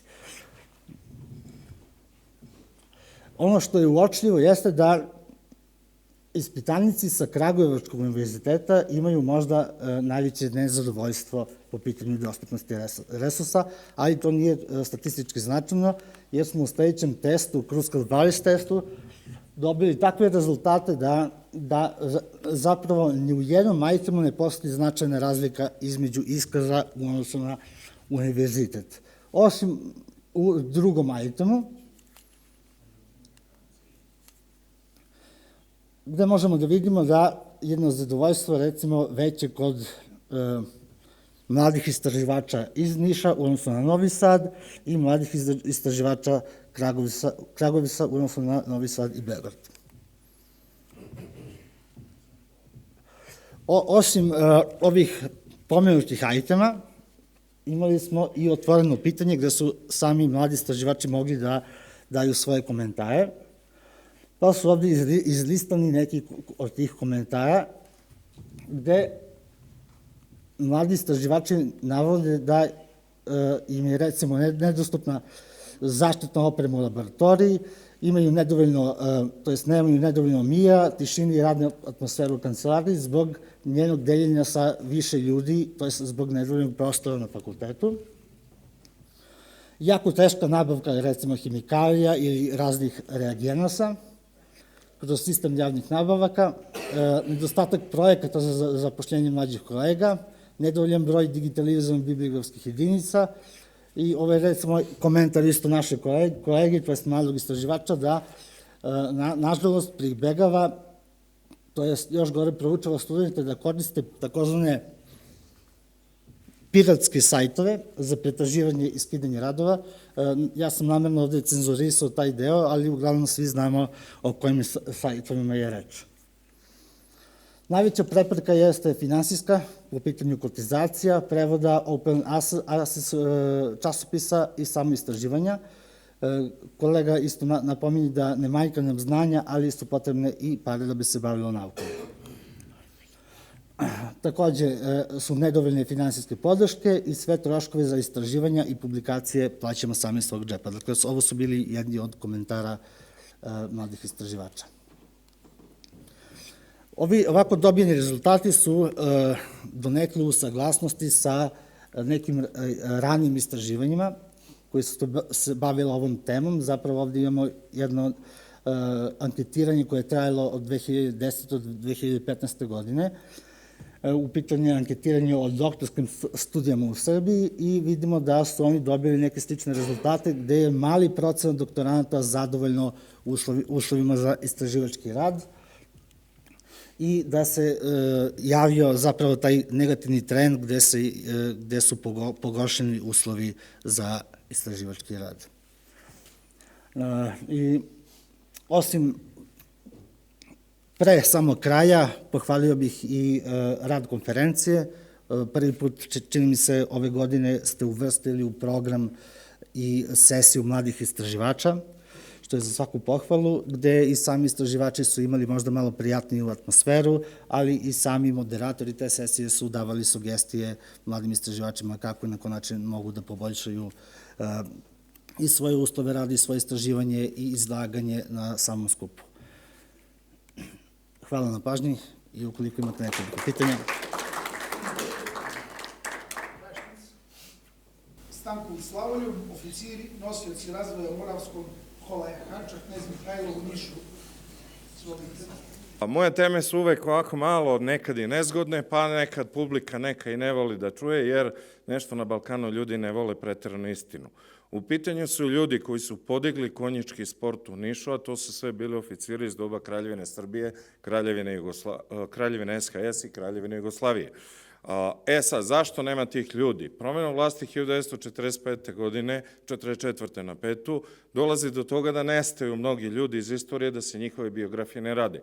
1940. godine je urađena jedna mala publikacija, ali to je samo bila više brošura, to nije knjiga gde su im samo pomenute imena. Njihove biografije nisu rađene. Ukupno, znači, 13 lica je od 1890. do Prvog svetskog rata vodilo konjički klub, a samo 2 su uspeli kao neoficiri da se nametnu. Zanimljivo je da od 11 oficira do Prvog svetskog rata samo 5 su bili konjički, što se očekivalo da ih bude i više, posebno zato što je Niš bio i centar podoficirske škole za konjičke podoficire. Period između 2 svetska rata su obeležili zaječarac general Nikola Colović, to je 1920-23. i jedini čovek koji je bitno više vodio konjički klub od svih ostalih, a o njemu sam ranije pričao, to je konjički pukovnik u aktivu i u penziji Vladislav A. Milićević od 1924. do 1940. To je bio čovek koji je bio sposoban da čak preuzme ženu i ministru policije, što je svakako veliki uspeh za jednog čoveka koji ima višak energije i avanturista. Pomenut ću samo još 2-3 oficira kojih nema na spiskovima, na primer, nekadašnji gradonačelnik Niša, tada se to zvalo upravitelj varoše Niša, Aćim Prokić, njegova 2 zeta, on je izuzetno dobro davao ćerke, njegova 2 zeta su pomagala konjički klub u Nišu dok su službovali. Na primjer, Bogdan Damjanović, koji je dogorao do državnog savjetnika, a ujedno je bio najkraći gradonačelnik grada Beograda samo 20 i nešto dana iza majskog prevrata 1903. godine, i drugi njegov zet, general Đorđe Mihajlović, koga, nažalost, jednim vašim kolegom sam sinoć pričao, vaš jedan kolega je po majci iz Požege, apsolutno nepoznata ličnost u Požegi, to je čovjek koji je imao, kada smo imali more 3-4 mjeseca u vreme Balkanskih ratova. 3 godine sam ja čuvao, on je izuzetno pomagao konjički sport u Nišu, 3 godine sam čuvao građu o njegove biografiji, da bi na kraju saznao da njemu biografija nije rađena zato što kada su došli oslobodioci u Beograd, onda su gledali vile. Pa se drug Boris Kidrić ugledao na vilu njegove ćerke iz Zeta. Zet mu je bio Jova Stojanović Vranjanac iz familija Lunge, to bi mogao da bude deda stric profesoru Vladeti Jankoviću. I to je sloj ljudi kojima niko nije radio biografije, nežalost, tek u posljednje vreme se radi. Generalu Coroviću su kolege, moram da ih pohvalim, iz Istorijske arhive u Zaječaru, kao, pošto on Zaječarac, priredili njegovu i poklonili su mi njegove memoare i to otprilike tek početak rada na biografijama značajnih ljudi koji su podigli konjički sport. Kolega Stanoviću, nisam prebacio normu. Hvala vam puno što ste me pažljivo saslušali. Još jednom samo da vam kažem, zaista je lepo družiti se sa zdravim svetom, pogotovo što sam ja i vegetarijanac, vidjeli ste sinoć, ne pijem uopšte alkohol i onda je najbolje družiti s difovcima, još lepše s difovkama. Hvala vam puno. Prijatno. Thank you very much. The next is for Mater Jamnik, the European model of sport, also through the prince of the university sport. Poštovani svi, slajdi su na engleskom, da će i drugi razumeti, ali ja ću pričati na srpskom. Kolega Toplica, ja neću biti više dug nego 3-4 minuta zbog toga, jer sa ovom evropskom modelu sporta so prije mene već kolegica Belović nešto pričala, nešto ispričala i kolegica Filipić Jeras Ksenija. Samo da se predstavim, radim na fakultet za university, na fakulteti na univerzitetu u Ljubljani, na fakulteti za kemijo in kemijsko tehnologijo. Tamo sam nosilac 2 predmeta ECTS, sportsko vaspitanje i sport i zdravje, i radim i na takmičarskih programi Univerziteta u Ljubljani. Sad ću na kratko ispričati o ovom evropskom modelu sporta. Krajem 21. godine bio je miting Savjeta Evropske unije gdje su svi ovi ministri za sport sprejeli ovo resolucijo. Bistvena dilema ove resolucije da se i profesionalni sport i drugi sport, da nema ovdje kojih ekonomskih učinka zbog toga da je dostupan svima. To je bistvo ove dileme evropskog modela sporta. To je već nešto pričala i gospa kolegica Belović. Ako već je bilo i pitanje, karakteristike ovog evropskog modela sporta su piramidalna struktura. To je da nek ide sport, bi rekel, i takmičarski sport u sve pore, najviše među mladima, da se što više mlađih ide u kategorijam selekcijam u 12, u 14, u 16 do u 20. Druga je da će biti organiziran da neka na nacionalnoj razini neka bude samo jedna sportska asocijacija ko vodi, jedni sportski savez ki vodi ovaj sport. Bistveno je da je uveđena solidarnost na svim nižjim nivojem sporta i na sportu za sve, da so takmičenja, da je to što više tega. To se naveže i na promicanje teh otvorenih natjecanja. Ja sam i član savjeta stručnog staba u Republiki Sloveniji. Ovo se sve događa na Ministrstvu za ekonomiju, turizem i sport, i moji kolegi, ministar Matjaž Han i generalni sekretar Dejan Židan, so se već protivili i podpirajo ovaj ekonomski model, ovaj evropski model sporta, i to da ne bude amerikanizacija u sportu, to je već nešto pričala kolegica Ksenija, a ne to kaže da recimo u Americi to je samo kao NHL, NBA, samo ovo, a tamo dole i tamo je sve za profit, a ovaj europski model sporta je napravljen na drugačijim temeljima.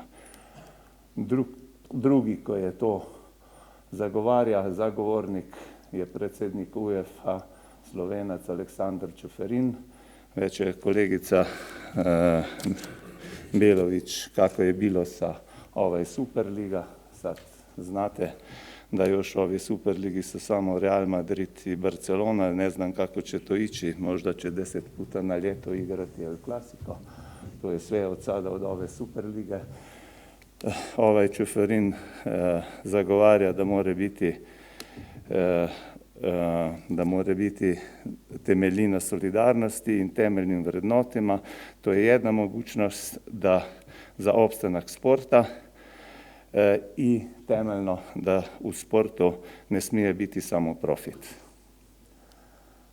Šta ima nešto konekcija sa univerzitetnim sportom? Ministri so razgovarjali tu o dvem temama, da mora i na nivoju univerzitetskog sporta, da mora biti jedna piramida, da mora biti sport za najširše množice ljudi, i drugo da so diskutirali i o dvojni karijeri sportaša. Prvo je već kolegica Ksenija je govorila o ovom slajdu. To vidite da je sport na najnižoj ravni za što više studenata i da na vrhu je takmičarski šport i ovaj nek bude za što više studenata. To je prva. I druga so govorili tudi o dvojni karijeri. To je prva stvar, da kako će se koordinirati sportska aktivnost i programi studija, a drugo da se pomogne sportašima, atletima kad završavajo karijero, da se jim nešto obezbeži, da se vključijo v normalni život. To so nekakšne osnovne karakteristike evropskog modela sporta. To je na kratko zbog toga, jer so kolegici nešto pričali, sem malo v ovih pola sata sem malo skratio, a kazao sam ove bistvene stvari. Ako ima koje pitanje, drugače, hvala vam na pažnji. Thank you very much. Questions? No? Thank you.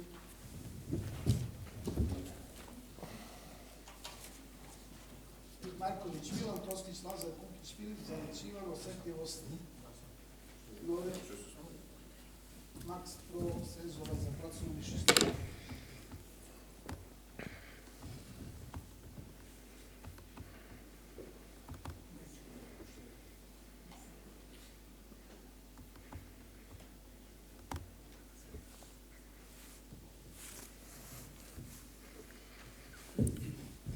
Poštovanje svim profesorima, kolegama i prijateljima sporta i fizičkog vaspitanja.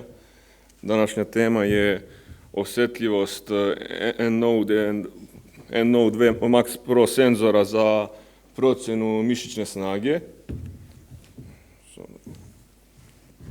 Što se tiče dosadašnjih testiranja, odnosno metoda testiranja u sportu, to su neke primjenjuje se izometrijska dinamometrija, izoinercijalna dinamometrija, izokinetička dinamometrija. To su sve neke metode koje procenjuju određene mišićne karakteristike, da li je to mišićna snaga, mišićna sila, izdržljivost u sili ili prosto neka mišićna preciznost.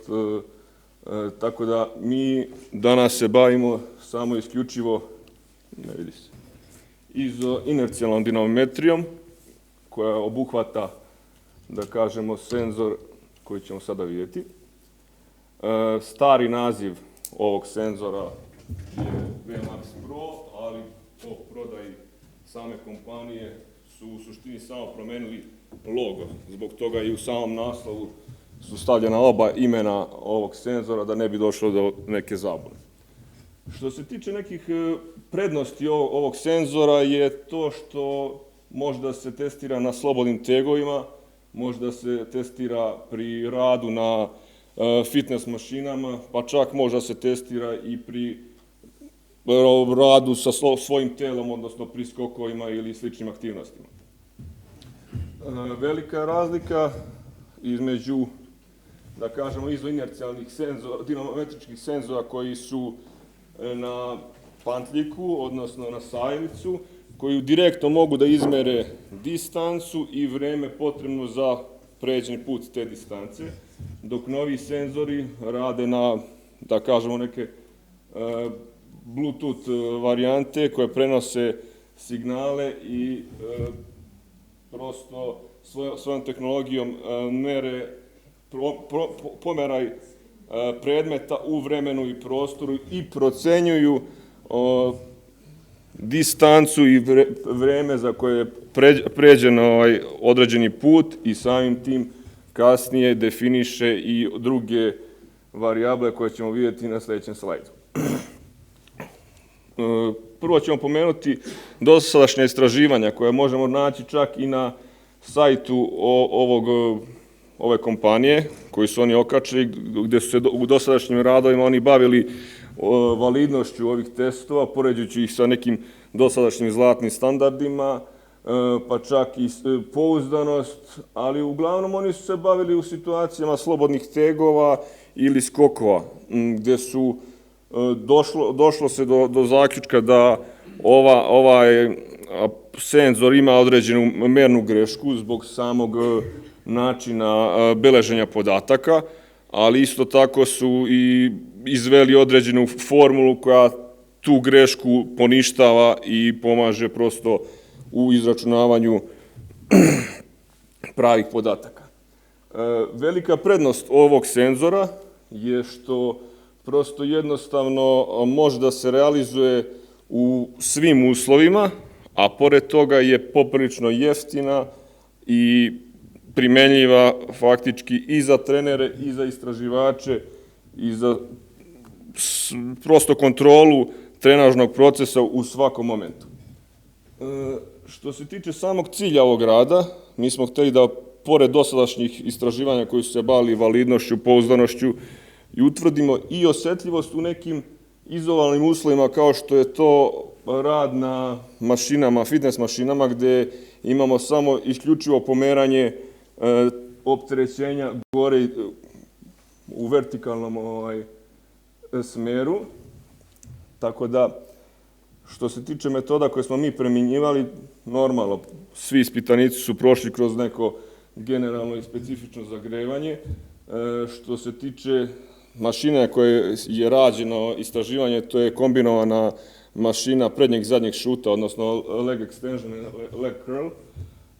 Što se tiče uzorka, odnosno radili smo i na levoj i na desnoj nozi posebno, i prednji i zadnji šut, odnosno leg extension and leg curl, odnosno fleksiju ili ekstenziju, kako god je kome lakše.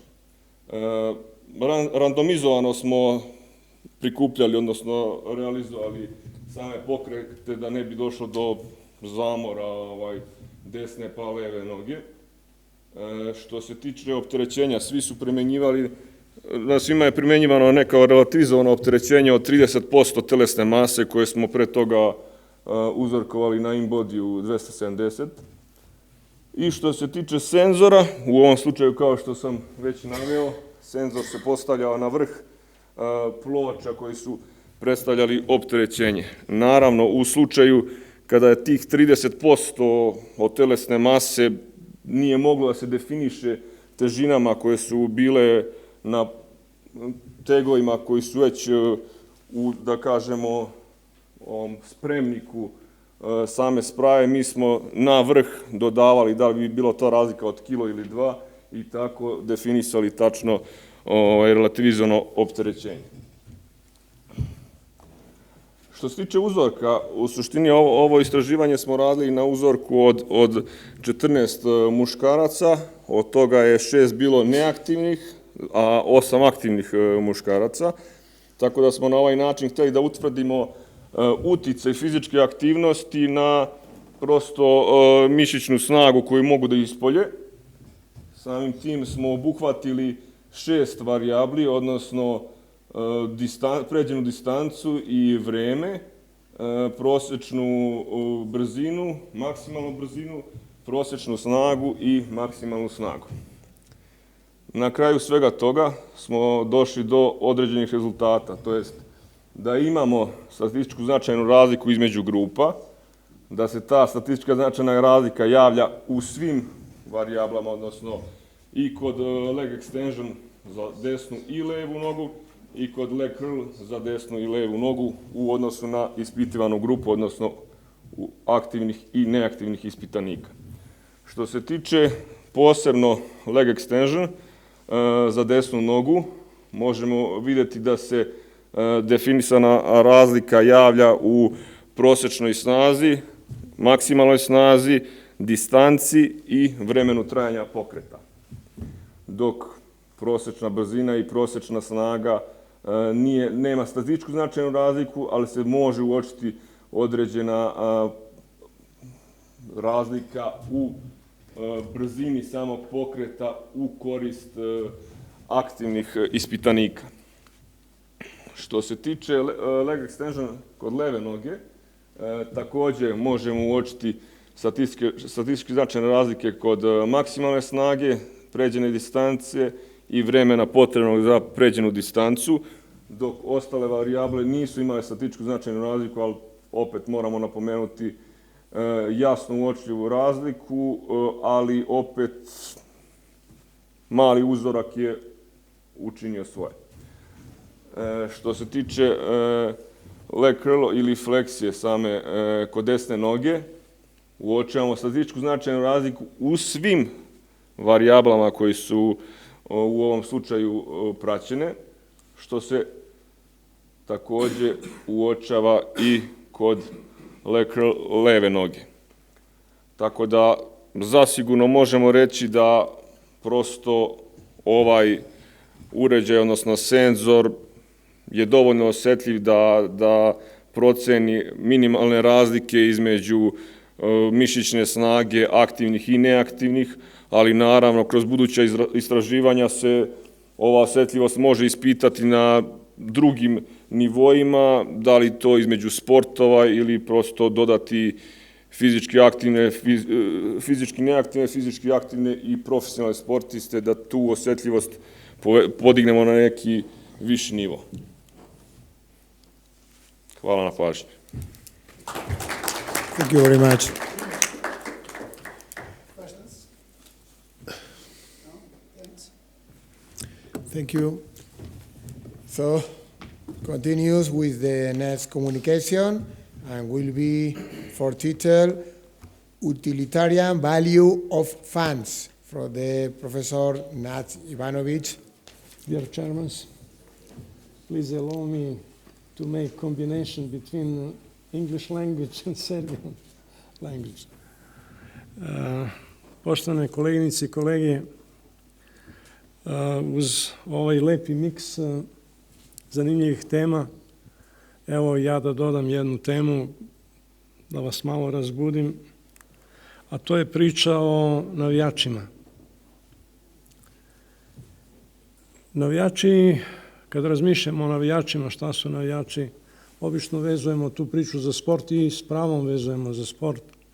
I možemo da kažemo da su navijači pojedinac, manja ili veća grupa, ljudi koji imaju simpatije ili vole ili navijaju za nekog sportistu, individualca ili za grupu sportistu, veću ili manju, time, asocijaciju i tako dalje. Ono što je bitno, dakle, kada govorimo o navijačima, koren je u sportu i sad nemamo vremena, predsjedavajući profesor Toplica je vrlo strog, tako da moram da vodim računa o vremenu. Kako se razvijao sport, paralelno su se razvijale i priče o navijačima i ovaj mali dečak koga možete da vidite ovde na fotografiji, on je zapravo jedna priča kako nastaju ti naši navijači i kako nastaju navijači i kako se rađaju navijači i onda možemo da kažemo, što ja ne vidim dobro, da ta priča o navijačima u međuvremenu, sam pojam navijač je skrenuo u takozvane složene pojmove i u međuvremenu dobio i neke nove karakteristike, ja ću kasnije o njima da nešto i kažem. Te nove karakteristike se vezuju za navijače u svim sferama našeg društvenog života. Ovdje sam izdvojio samo dve zanimljive fotografije. Jedna je koja je vezana za politiku. Sad tu imamo, vidite ovi što države papire, to su, ako idemo putem sporta, to su navijači i navijamo za jednu grupu političara, sa druge strane je druga grupa političara, volimo jedne, ne volimo druge i tako dalje.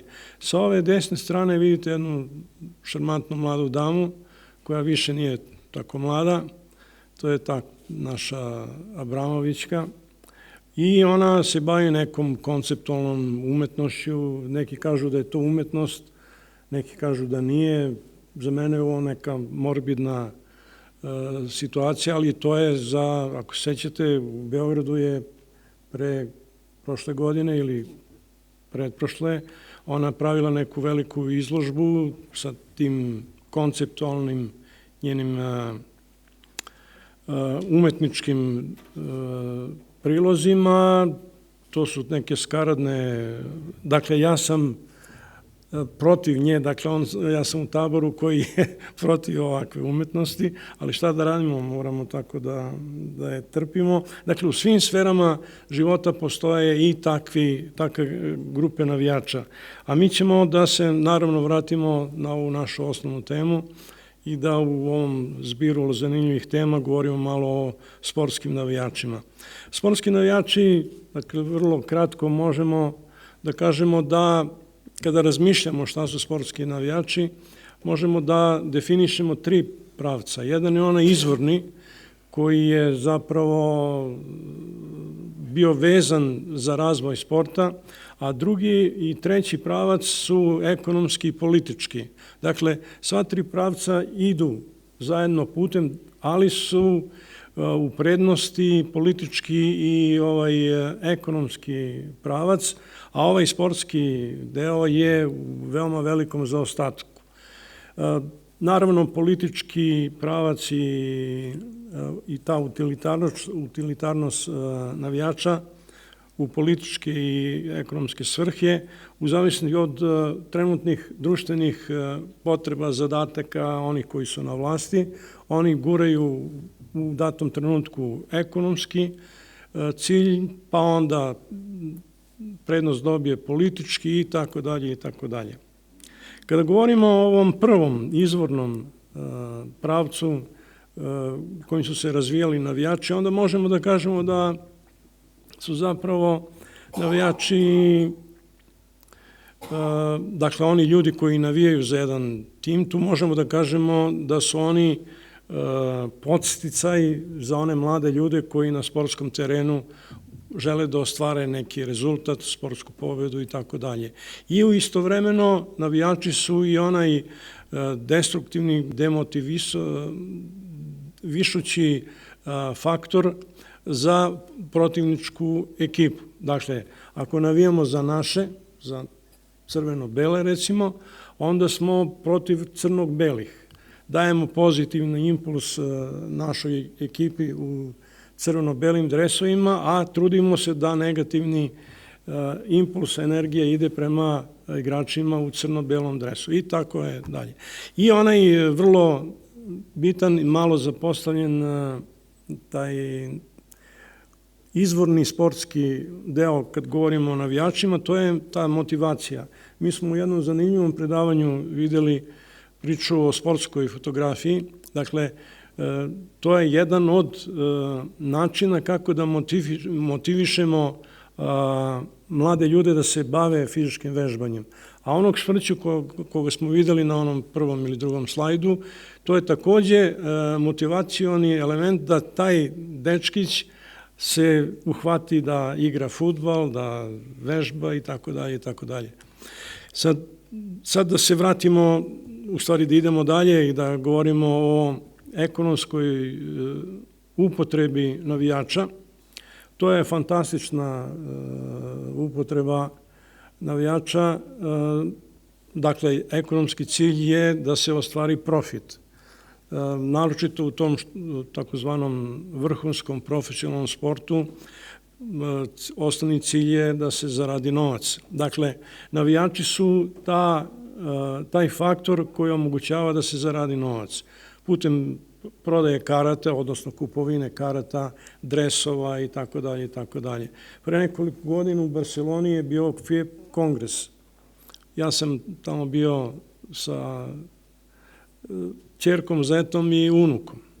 Zahvaljujući ćerki koja je arhitekta i zetu koji je građevinac, ja sam video sve one znamenitosti građevinske u Barceloni. A zahvaljujući unuku, nisam se njima tad pridružio, oni su obišli stadion u Barceloni. Ali su u Nišu morali da zakažu termin. I u određeno vreme su oni mogli da uđu na taj stadion i potrošili su tamo, ja mislim, oko 60 evra. Kupili su neki bezvezni dres od sintetike koji on nikad nije više obukao i, hvala Bogu, pošto je taj dres bio skup, nisu imali pare za neke druge budalaštine da kupe. Onda su ih proveli da vide muze i tako dalje. Dakle, to je ekonomsko korišćenje navijača za ostvarenje nekih ciljeva. I ovaj politički cilj, kad govorimo o političkom cilju, navijači se maksimalno iskorišćavaju. I sad imate tu, u stvari nemate vi, nego postoje dva vrlo velika motiva. Navijači na samom stadionu mogu tako tim nekim nedoličnim ponašanjem da naprave neku atmosferu koja može negativno da utiče na protivničku ekipu. I imate onaj drugi aspekt koji može da putem nasilja ostvaruje neke rezultate. Ako sećate, govorim ovima našima 90-ih godina, početkom 90-ih godina, u vreme raspada one Jugoslavije. Dakle, pre toga, krajem 80-ih godina, veliko nasilje je bilo na sportskim terenima. I onda su to govorili da su to Bizantinci, varvari, divljaci i tako dalje i tako dalje. I uglavnom su Srbe stavljali u taj kontekst. I to su bili glasnogovornici ili najavljivači nekog velikog događaja, a za nas kad se raspada zemlja, to je veliki događaj. Sada u svetu imate na svim tačkama i u Engleskoj, toj demokratskoj zemlji, imate tuče na terenu, nasilje navijača i tako dalje, da ne spominjemo onaj Heysel koji smo već zaboravili. Nedavno je valjda bilo u Turskoj neki haos, a da vas podsjetim pošto jedna koleginica govorila ovde o evropskim pravilima koja moraju da se udenu i u te naše sportske zakone.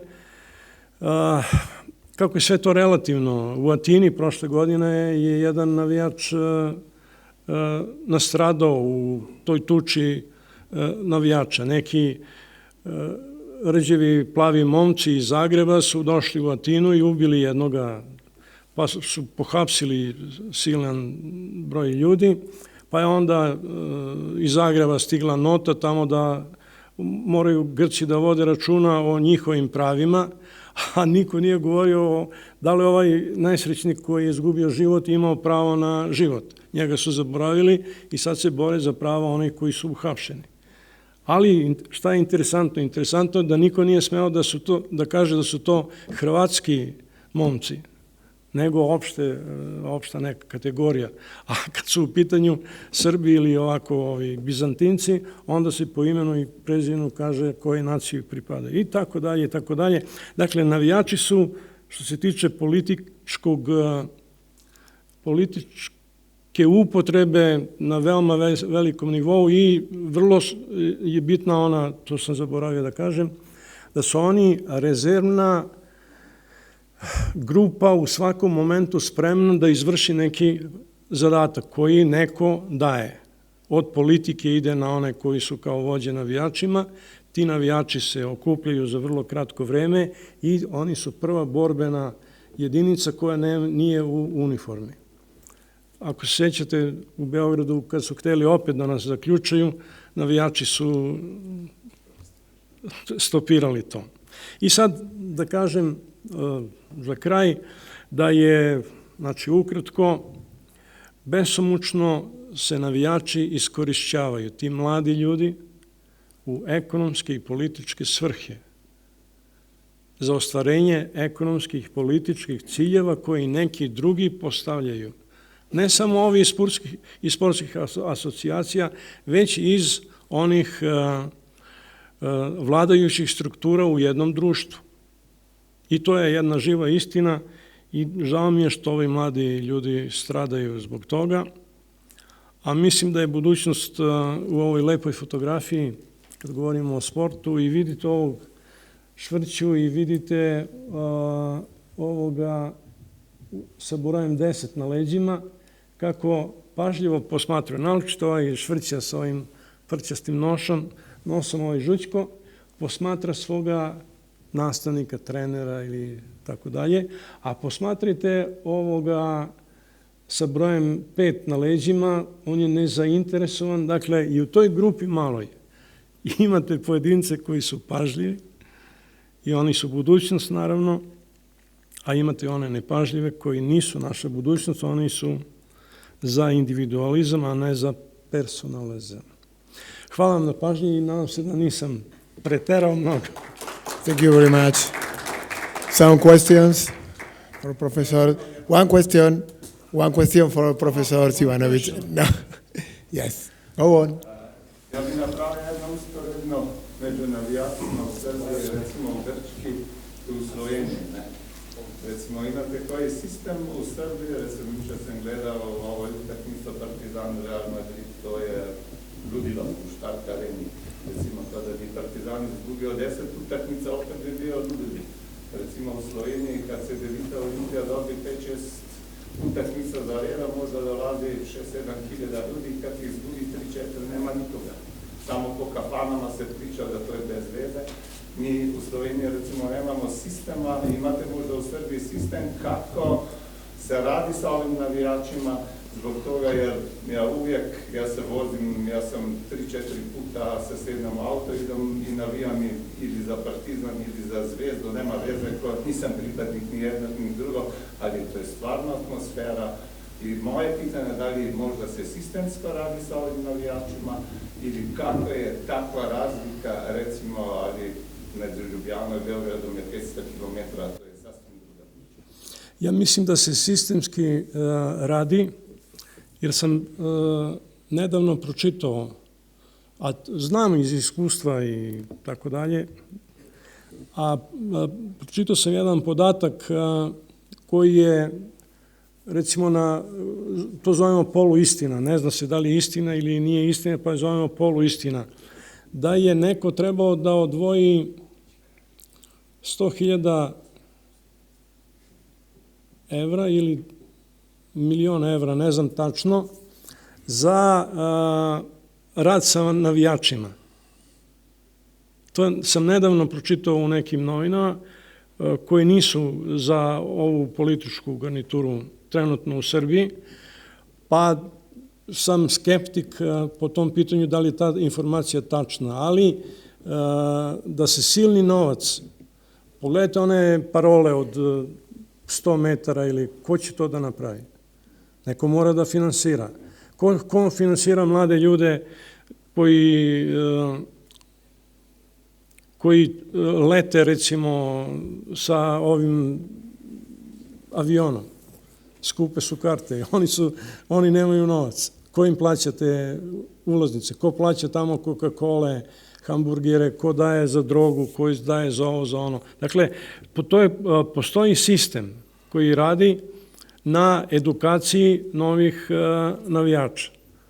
To ide najvjerovatnije preko ovih kickbox klubova, preko ovih borilačkih ovamo namo, ta deca se regrutuju najvjerovatnije, prvo, a onda pod školama, ajde idemo ovamo, ajde idemo onamo i tako dalje, i tako dalje. I sada to je lep život, znate, nemate obavezu ni prema kome, možete da čupate onu stolicu, ne plaćate, možete da vričete, da bijete, ne odgovarate, možete da isčupate oko nekome. U Nišu, recimo, pre par godina je bila košarkaška utakmica. Ta naša hala u Nišu može da primi otprilike jedno između 4 do 5 hiljada gledalaca. Dakle, to je puna hala, neuslovni uslovi. Zamislite košarkaš i trener i teren i sad navijači. S jednog kraja ispali se raketa, padne na drugi kraj i istera oko nekom mladom momku i tako dalje. Ni kriv ni dužan je ostao bez oka. I nikom ništa. Na ulici udarite šamar nekome, onda ćete da odgovarate.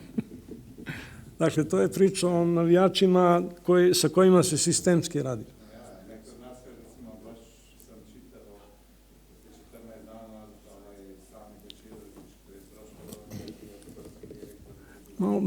Malo glasnije.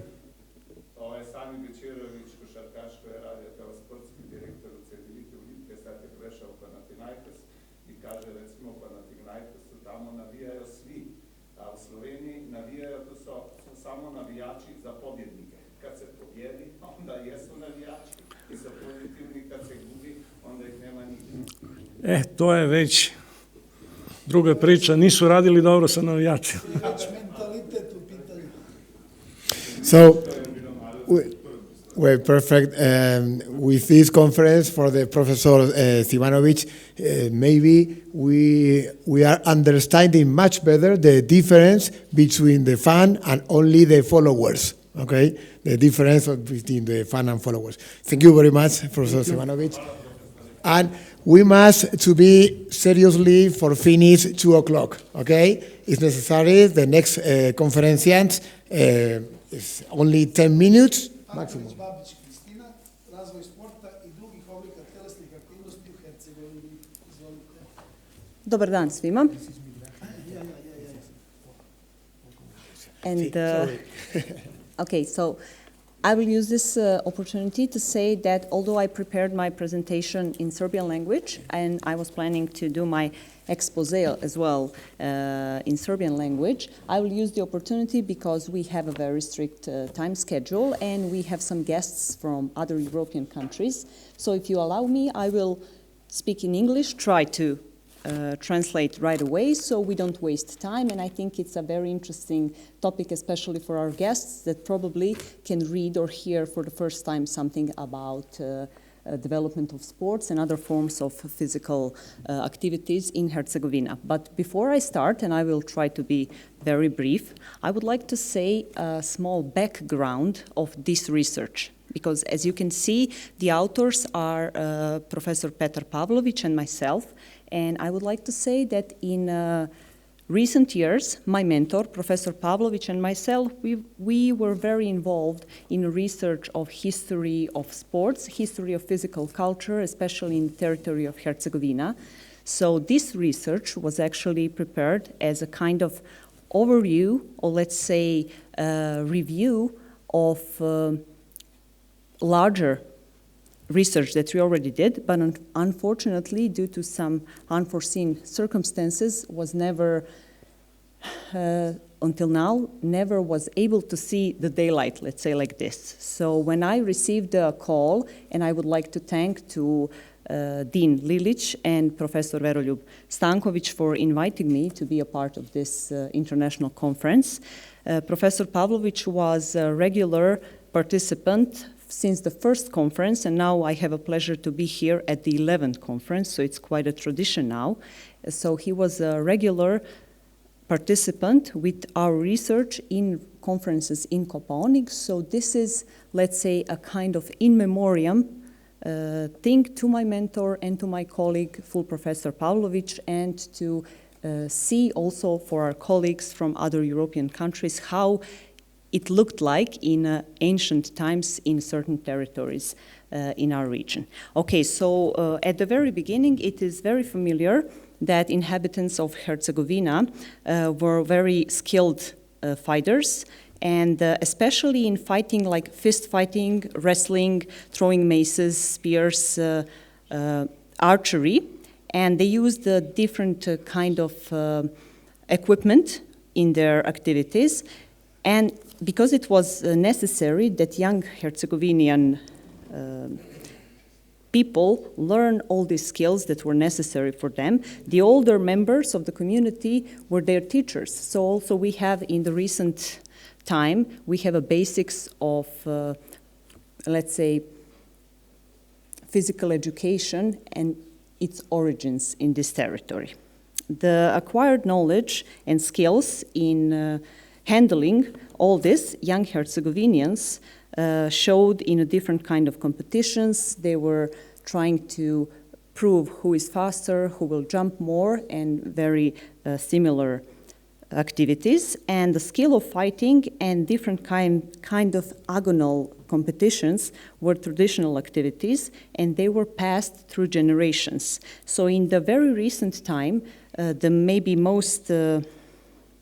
the basic of these elements were seven septem artes probitatis, or 7 knightly skills, let's say like this. And about the certain forms of physical exercise in Herzegovina, we can find the most relevant information, let's say, on the tombstones from that time. So we call them stečci. So we can find very interesting information about activities that were performed in those times. From also very old times, they practiced different kind of athletic disciplines, which was like folk athletic disciplines, like throwing rocks, throwing spears, jumping, running, and different kind of other activities. And in many national poems, let's say the competitions were expressed through national poetry, and we can also find many interesting information in this type of literature. Young noblemen actually organized also the medieval tournaments, and they liked to participate in this kind of activities.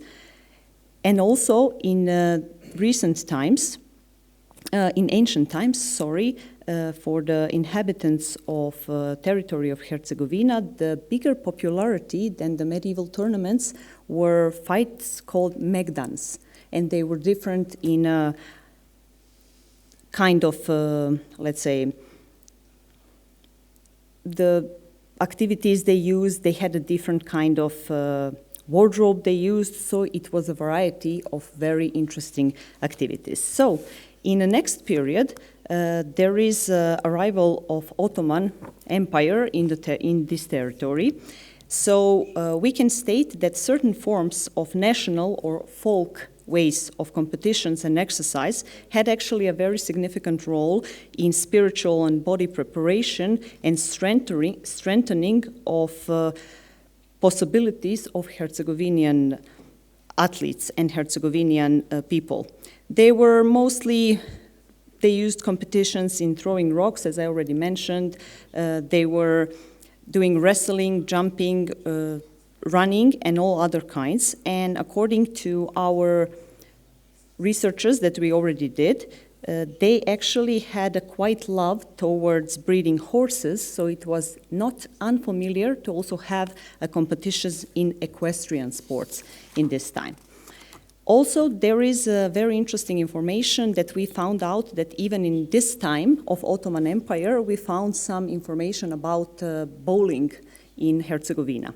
During the summer time, there were competitions in jumping in the river, from the rocks, from the bridges, swimming, and other activities on water and in the water. After Ottoman time, we have a new period of Austro-Hungarian Empire that arrived to the territory in the late 19th century. And as a difference from the previous period, in Austro-Hungarian time, the sport actually became to develop more intensify, in this territory. So in primary and high schools, there is even historical sources that say that in later times, there were obligatory subject of physical education or obligatory subject of exercise and implementation of certain types of sports. I already mentioned light athletics, or let's say track and field, so I will not waste time to say that in this period, athletic disciplines were actually quite intensified. But what is very interesting from the period Austro-Hungary is that we have a formation of first international sporting organizations, let's say, and one of them was Mostar Farad Club. Actually, in English, it's a Mostar Cycling Club, which was formed in 1887 in Mostar, and after that, the cycling as sport also develops in this territory. Also, the continuation of equestrian sports is present, so even more it becomes popular and it becomes very loved in the territory of Herzegovina. According to sources that we were able to find and to review, we also find the first written data about bowling, which was actually in memoirs of Martin Đurđević. What I did not mention in this period, and it's very important to say that during the period of Austro-Hungary, there is a big development of fencing, football, mountaineering, swimming, wrestling that I already mentioned, but very interesting is information about tennis that was firstly began to play by Austro-Hungarian officers and members of their family, so the inhabitants there could see this new sport and they can get the knowledge and become very familiar with this type of sport as well. After this, we are coming to the formation after end of Austro-Hungarian Empire. We come to the formation of a new country, Kingdom of Serbs, Croats and Slovenians, and later, since 1929, Kingdom of Yugoslavia, which is actually, let's say, connected with stronger institutionalization of sports and of sports organizations. What I can mention as a new thing that comes in this period, besides track and field or light athletics and already mentioned football, we have appearance of very popular sports even today, which is basketball and even volleyball. So we have information that basketball started in Mostar in 1926, and if we talk about volleyball, it became first to be played in Sokol societies, and in the beginning of 1928, there is a historical source that says that volleyball was played in Sokol Society Konjic. Beside this, we have a continuation of expansion of mountaineering. There is also skiing that becomes more organized and more like institution of skiing organizations. And there were also some shooting companies in the territory of Herzegovina. So regarding the period after the Second World War, after this, sport in Herzegovina actually became very intensified, especially in forms of institutional organization. But this period, I must say, requires more intensive research from the researchers from the field of history of sports. So there were a lot of smaller or less popular, let's say, sporting activities and some folk sports that we did not mention, that I did not mention in this lecture, but also will not be mentioned in the paper itself because they require like a lot of space, let's say like that. So authors of this work we did not research and we did not show the development of sports in Herzegovina after the World War II. So what we actually wanted to do is to, let's say, as a subject of this work were sport and other forms of physical activity at the territory of Herzegovina, with the goal to give you a short review of their development until the period of the Second World War, and we used historical method to do so. As I already said, in memoriam to a full professor, Petar Pavlović. This is a final, let's say it was a fantastic opportunity to hear in Kopaonik in this conference say something about a researcher who was in specific aspects kind of a pioneer in researching of history of certain activities, especially in the field of Herzegovina. And alone, in cooperation with his co-authors, he published around 20 books and more than 90 scientific and other papers in publications of national and international significance. And through his work and published books, he gave very great significance to development and restoration and salvation of theory of physical culture, but also a big contribution to preservation of history of physical culture, as you could see, especially the history of physical culture in territory of Herzegovina. Thank you. Thank you very much. I'm so sorry, I prepared my presentation in our language, so this was pure translation in my head, so please sorry if maybe something was not so correct. It's okay. Any questions? One question? Yes. No question.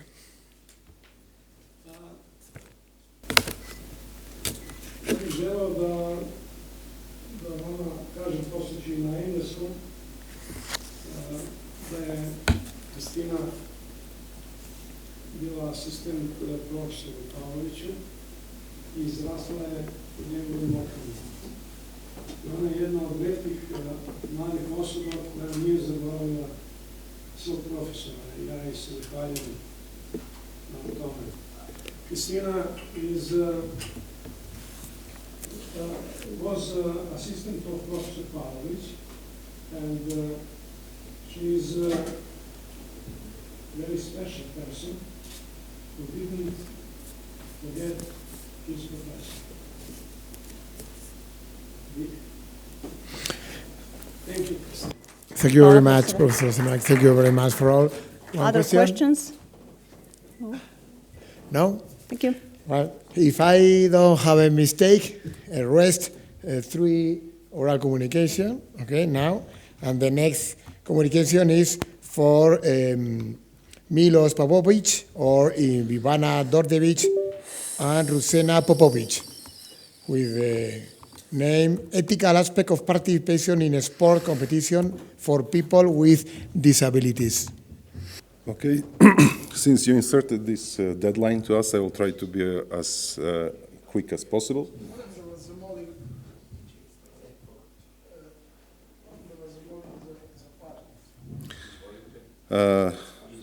I work at the Faculty of Physical Education and Sport in Pristina, temporarily in Kosovska Mitrovica. This paper is a collaboration of retired professor from University of Niš, Ružana Popović, and a colleague of mine from my master studies at the Faculty of Physical Education, University of Palacký Olomouc, Department of Adapted Physical Activity.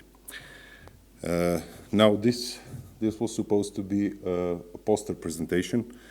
I didn't know before if I will be able to come here on the conference, so it was supposed to be a poster, and since I arrived here, there wasn't a time to adapt to make a longer presentation. So the entire presentation is this poster actually, and it is written in Serbian language, because most of our participants come from our country, but regarding those coming from abroad, from other countries, I will present this in English. So, this paper is about ethics, and the introduction part of this paper, we are continually full of information with stories regarding the unethical behavior of athletes, coaches, administrators, and even entire organizations or athletic institutions. Issues regarding breach of trust, such as sexual abuse and harassment of child athletic or fraudulent behavior on the part of Olympic organizing committees, are cause for grave concern. These are issues associated with the domain of ethics. And the purpose of this paper is to address the issues of ethics in sports today, to place the ethical problem in the context of Paralympic sport, to identify critical ethical principles upon which our ethical code should state, and finally to present a simple model for solving ethical issues or ethical dilemmas. What are ethics? We often refer to codes of ethics and ethical behaviors. But let us be sure we know that we are talking about what we are talking about before we discuss ethics in general and in Paralympic sports. Saying one is acting with ethic is akin to saying one behaves morally. The terms are often in use synonymously.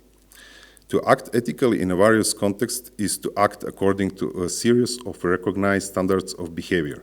These standards are in turn rooted in series of principles and associated with fundamental values. Values in turn are deeply held beliefs. A code of ethics is therefore a series of standards of behaviors rooted in ethical principles and ethical theories. Why are ethical issues in sport increasingly dominating the news? Athletes, coaches, and administrators are increasingly acting unethical or considered unethical behavior. However, the root cause of this problem is somewhat more challenging to define. However, before we go any further, we must say that most athletes, coaches, and administrators are acting ethically in most cases. There are likely several causes of increased unethical behavior in sports. One might speculate that the following are associated with increased reporting of incidents on unethical behavior in sports. Technology and value systems combined. Is it that athletes, coaches, and administrators are acting increasingly unethically, or is it just that we hear about it more often? With the precise increasing valuation of sports in society, tools such as electronic media like Instagram, Facebook, etc., have now made it possible to inform hundreds of millions of people of sports events within seconds. Isolated incidents regarding athletic indiscretions are now increasingly a part of the daily news. Also, combined with technological change, there has been an increased move away from the covert tolerance of potential abuse in our society. The globalization of sport. Sport has become a globalized industry. Early indications of this came from introducing sports such as soccer, field hockey, and cricket in other countries by imperialistic countries. In modern times, the acceptance of soccer by youth in North America, development of European American football leagues in Europe, and ice hockey leagues in England are testimony to the globalization of sport. This globalization aspect has increased the availability and the marketability of sport, leading to our second issue, a business and entertainment industry model of sports. Sports governing bodies must note that sports, particularly professional sports, are driven by the ethics of a business and entertainment industry. Fair play and sportsmanship do not often go hand to hand with business. At best, the business and entertainment industry is a marvelous vehicle for popularization sport and recognizing its heroes. At worst, this is a world of profit, hostile takeover, and survival of the fittest. With the rise of the business and entertainment model of sport, we have seen an increase in agents and issues of agency, contractual issues, and sky-high athlete salaries. Although sport is now more sophisticated, it is also a luxury that is out of reach for many ordinary people. These problems have often resulted in breach of trust, fraud and cheating, and a win-at-all-costs attitude at the professional and amateur levels of the sport. A practical view of sport. Sport is becoming increasingly practical. In other words, the entire focus is on a winning rather than on the athlete. In such a model, the athlete becomes a means to an end. Athletes are abused by a system rather than being developed as a whole individual by the system. The total commitment to sport demanded by the practical approach may cause athletes not to be prepared for life after sports. Power dependency relationship and child athletes. Young children in competitive amateur sports are subject not only to will and discipline of well-meaning coaches, but also to the alter egos of parents.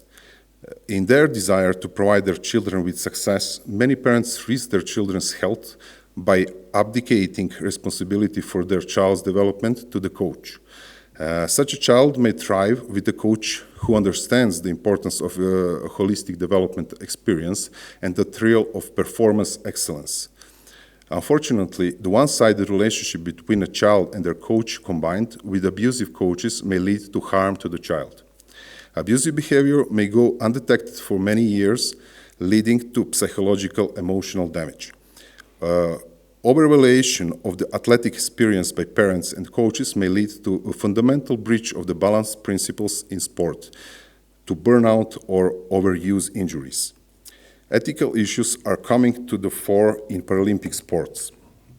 As stated in the introduction, there is little doubt that the ethical issues are becoming increasingly apparent in Paralympic sports. Should we be surprised? Unfortunately, no. As the profile and the prestige of the International Paralympic competition has increased, so has the interest of the media and sponsors. The stakes are higher for athletes than ever before. The ethical issues surrounding sports for people with disabilities are unique in many ways to the nature of this sport. Interestingly, many of ethical issues facing sports for people with disability are classifiable under the heading of boosting. What do we mean by boosting Paralympic athletes? Well, there are several categories. Pharmacological boosting refers to athletes with disabilities, particularly in strength and power events, are increasingly being caught using illegal performance-enhancing substances, including androgenic anabolic steroids. There is a technical boosting that refers to the use of advanced technical equipment by athletes, such as wheelchairs made of light materials. Officials could also extend it to concepts such as osteointegrated prosthesis. The ethical issues reside in the differential availability of these products in developing nations versus wealthy industrialized countries. Intellectual boosting, recent events regarding Ines Feed and the Spanish Paralympic basketball team were associated with alleged misrepresentation or misclassification of persons with overage or above overage intellectual abilities as intellectually disabled. This fact led to the... Evo, vrlo brzo završavam. They represented them as disabled individuals. This fact led to the temporary suspension of Ines Feed athletes from participating in Paralympic events.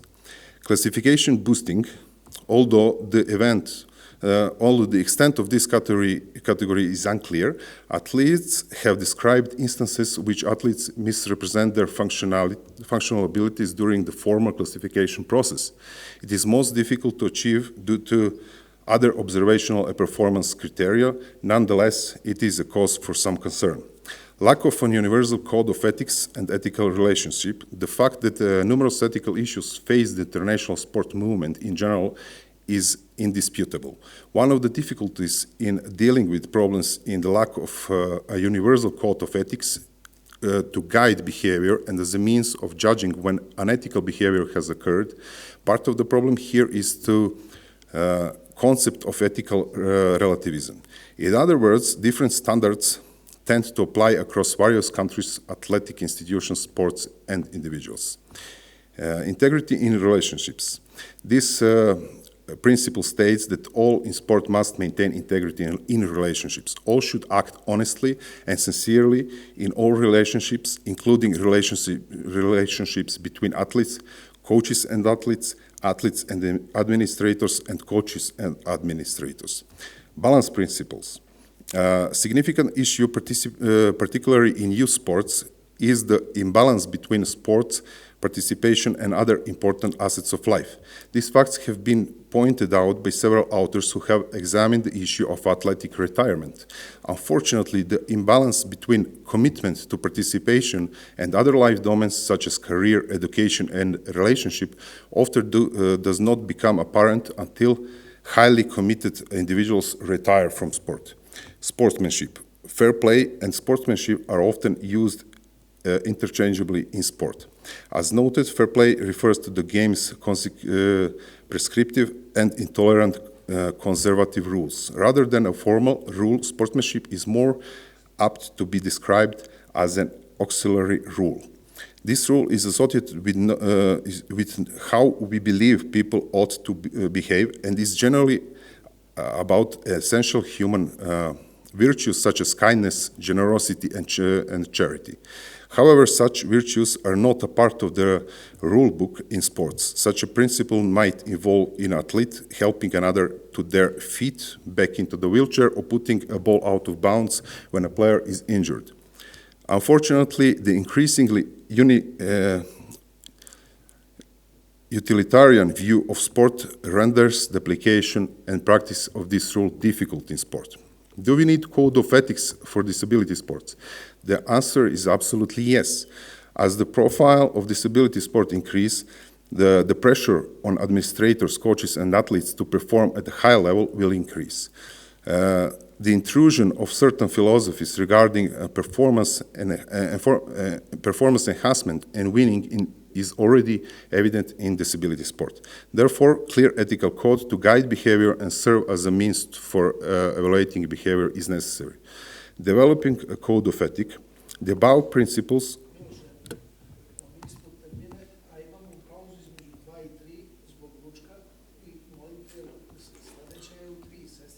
Evo samo još 2 minuta.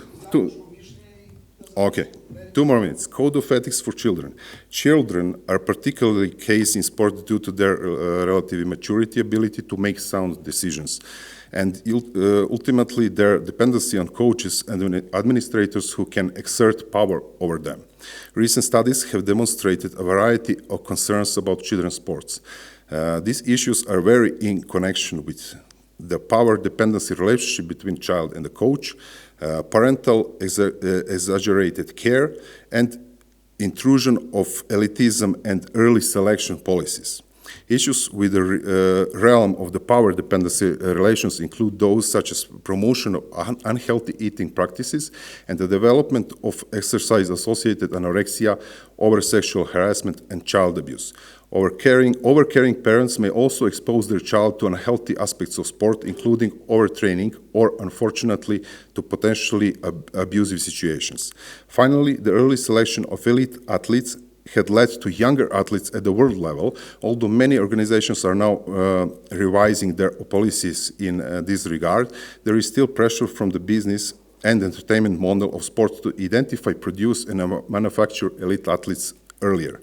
In recognition of these, several sport agencies worldwide have developed codes of ethics about good practice concerning children's sports. It reflects the particular issue about children in competitive sports, including maturity and vulnerability. These principles are importance of childhood. This principle enhances the importance of childhood and states that this should be valued and that happiness should be recognized and enhanced at all levels. Needs of the child. These principles stress the importance of addressing children's emotional and physical needs and adherence to basic principles of growth and development and integrity in relationship. This principle stresses recognizing issues of trust and influence and directing those in charge of children to treat them with integrity and respect, in particular emotional or sexual abuse of any kind or treat them of any abuse is unacceptable. Okay. Any questions? Thank you very much. Any questions?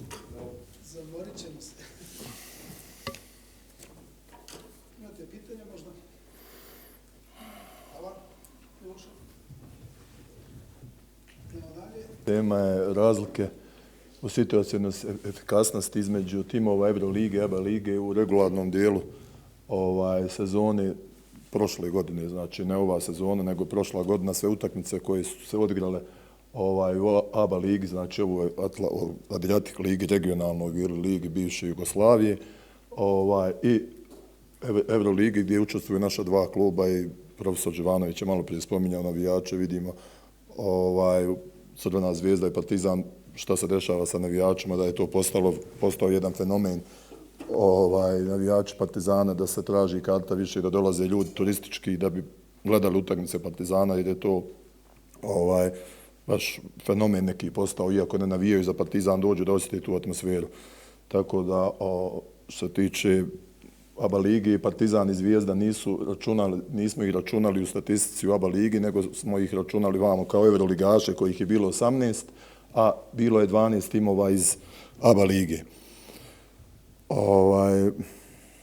Znači, u regularnom dijelu sezone varijable koje smo koristili su 11 ovih situacionih parametara koji su vezani za situacionu efikasnost u košarci, to su procenti za 2, 3, 1 poen šutiranja, ukupan broj pokušaja za 2 i 3 poena, skokovi, ofanzivni i defanzivni skokovi, greške, asistencije i osvojene lopte. To je neki parametri na osnovu koji možemo da zaključimo koliko su ekipe efikasne i koliko oni mogu da utiču na rezultate na utakmicama.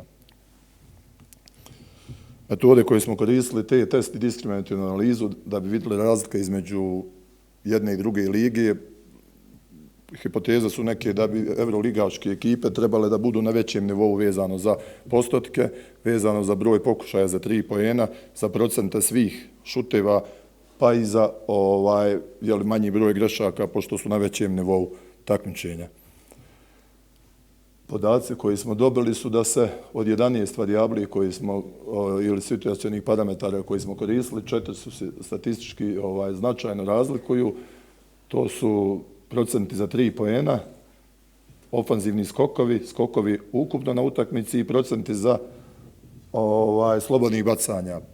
Gledajući rezultate vidimo da to nisu neke velike razlike. Ako uzmemo da je procenat za 3 poena 36% u odnosu na ABA ligaše koji imaju 33, a svi želimo da imamo nekih, ona cifra 40, 50, 90 koja je zlatno pravilo košarke, što znači da hoćemo da imamo 40% trojke, 50% za 2 poena i 90% za slobodna bacanja. Vidimo da su negdje timovi prišli tom zlatnom postotku, ali vidimo i razlike.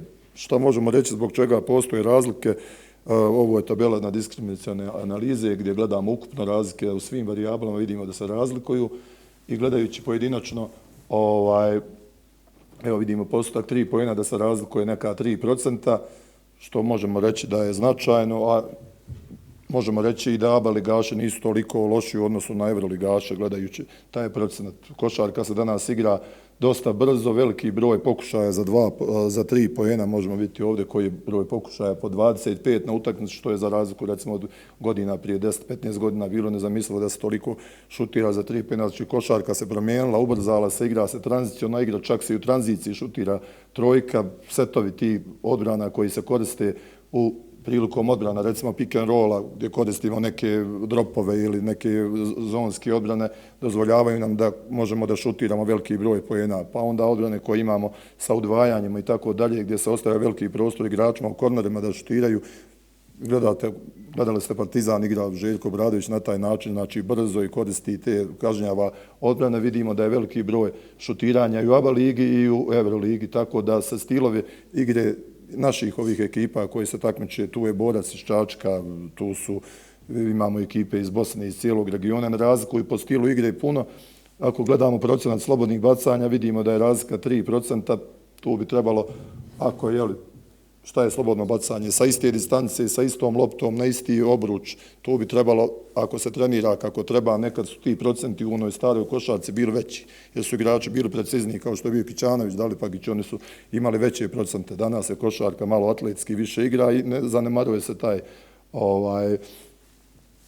da se trenira toliko na treninzima slobodno bacanje. Ne bi trebalo da bude razlike ako se bavimo košarkom i ako imamo dvoranu, taj procenat bi trebao da bude više sličan. Znači, to je neke 3 razlike. ako gledamo ofanzivne skokove, i tu je razlika za jedan skok, ali po 10 ih imaju po utakmici vrlo bitan je vezano ako gledamo, ako ofanzivnim skokom dobijamo drugu šansu, osim što imamo više skokova, psihološki djelujemo na ekipu koja dobija, znači ne brani se, ne može da zagradi reket, ekipa koja osvoji loptu ima drugu, treću šansu, tako je zovemo ili žargonski rečeno u košarci, drugi i treći napad i to ekipe dosta psihološki obara i ne mogu da održe se na nivou. Evroligaške ekipe su uspješnije za 1,5 uspješan skok u napadu. To je neki bitan pokazatelj koji bi mogao da trenerima da podatke te vezano kako bi trening i oni trebali raditi da se bolje zagrađuje koš, da se sa više igrača zagrađuje sa centrima i sa krilnim igračima. I totalan, znači ukupan broj skokova također postoji razlika.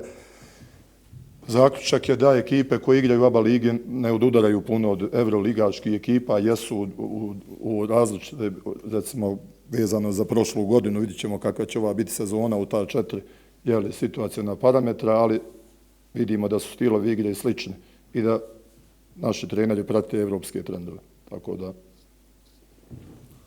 to je to. Thank you very much. No question after that, better. Yeah, so now the last communication for this evening session. And the last is for Professor Ortega and other authors, analysis of the temporal structure of the pickleball. Please, Professor Ortega, short and good. I promise you. Ese momento. Este es el mando, ¿verdad? Es este.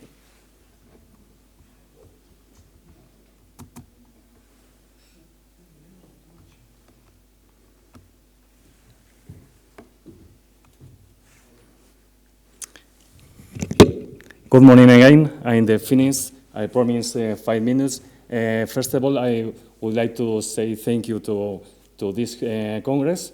Thank you, Ivanovic, because it's a pleasure for me to make a communication from you. Sorry. It's a good example for the students. Okay. First of all, this is an analysis of the temporal structure in pickleball. Just a moment. Yeah. This is the details I am going. Hey, I'm Matt Goebel, and I'm here to talk to you guys about pickleball. Pickleball is the fastest growing sport in America. It was invented by 3 dads on Bainbridge Island back in 1965.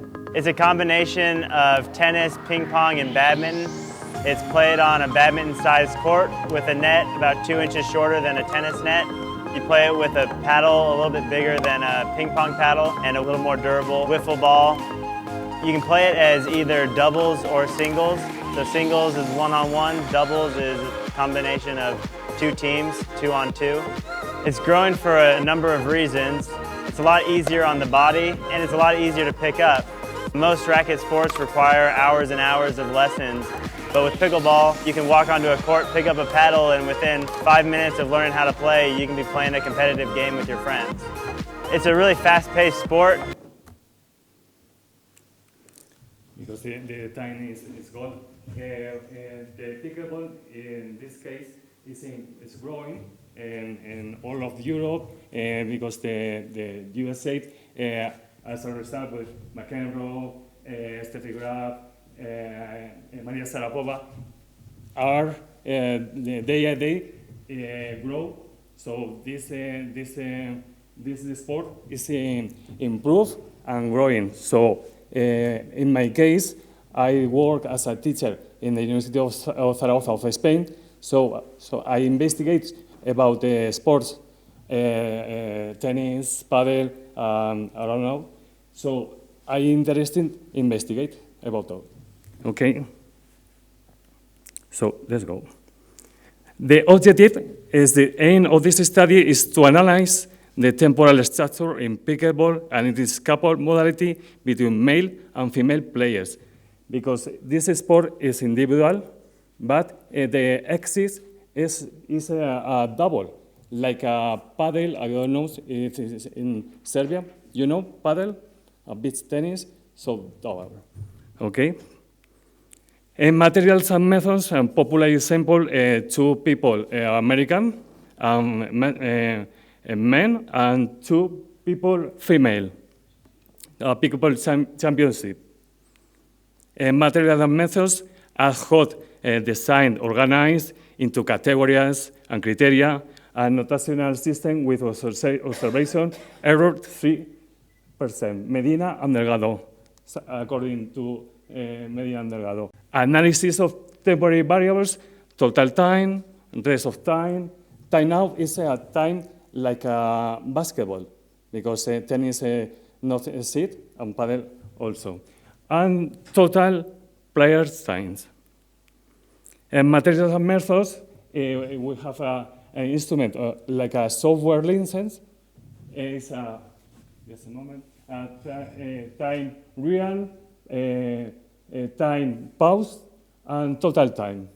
This is a software open. It's, in Spain is very important, and you know Match Vision, for example.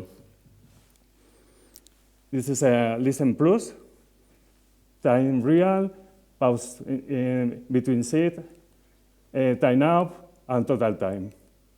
Material methods go on, statistical statement, SPS for Windows, normally through Kolmogorov, Smith, and Shapiro-Wilk, analysis of variance or repeat measures of a novel, and when significant difference were detected, the T was applied for independent samples. Significant values, P 0.05. Results, as a result, total time, total rest, pause time, average, and average score is, you can see, in a man is up, and in female only the total time, because in this case 3 stages played, so the difference is very important. Discussions, according O'Donoghue and Ingram, the data analysis show the beach tennis players make an average of between 4 and 5 strokes per point, obtain similar value in tennis. And according to Torres and Luque, as a function of handed female professional players seem to obtain significant higher values in total playing time, according to Sanchez, Alcaraz, Garcia, Benitez. Also, other studies found no significant difference in total playing. This is a function of gender. On the other hand, they find these relevant discrepancies in the game dynamics between paddle and beach tennis. Paddle is very popular in Spain. I don't know if in Serbia. And beach tennis, I think, yes, beach tennis. Like Italian, I think so. I don't know. With respect to the pickleball. And the data offered by paddle in terms of duration can be very between 60 and 90 minutes approximately if 2 or 3 sets are played. As a conclusion, for these results, the results show high temporal values in male than female in competition. Pickleball has a duration very similar to beach tennis, but shorter than paddle. It's a sport very famous now in Spain and another part of the world. Based on gender, professional female players seem to obtain significant higher values in total playing time. But in this case, in this study observation, because only a match.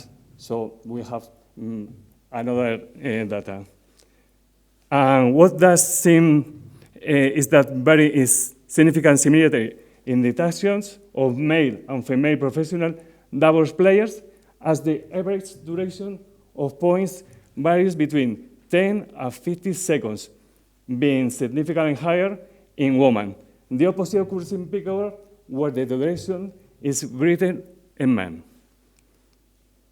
Connections between play time and pause time show higher values in female competition.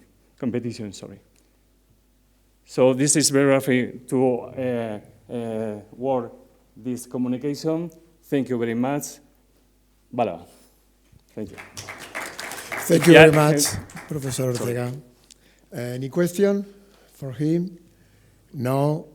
What with this communication, finish this session. Thank you so much for my colleague, Professor Stojanovic. Sorry. And thank you so much for your patience and concentration. See you later.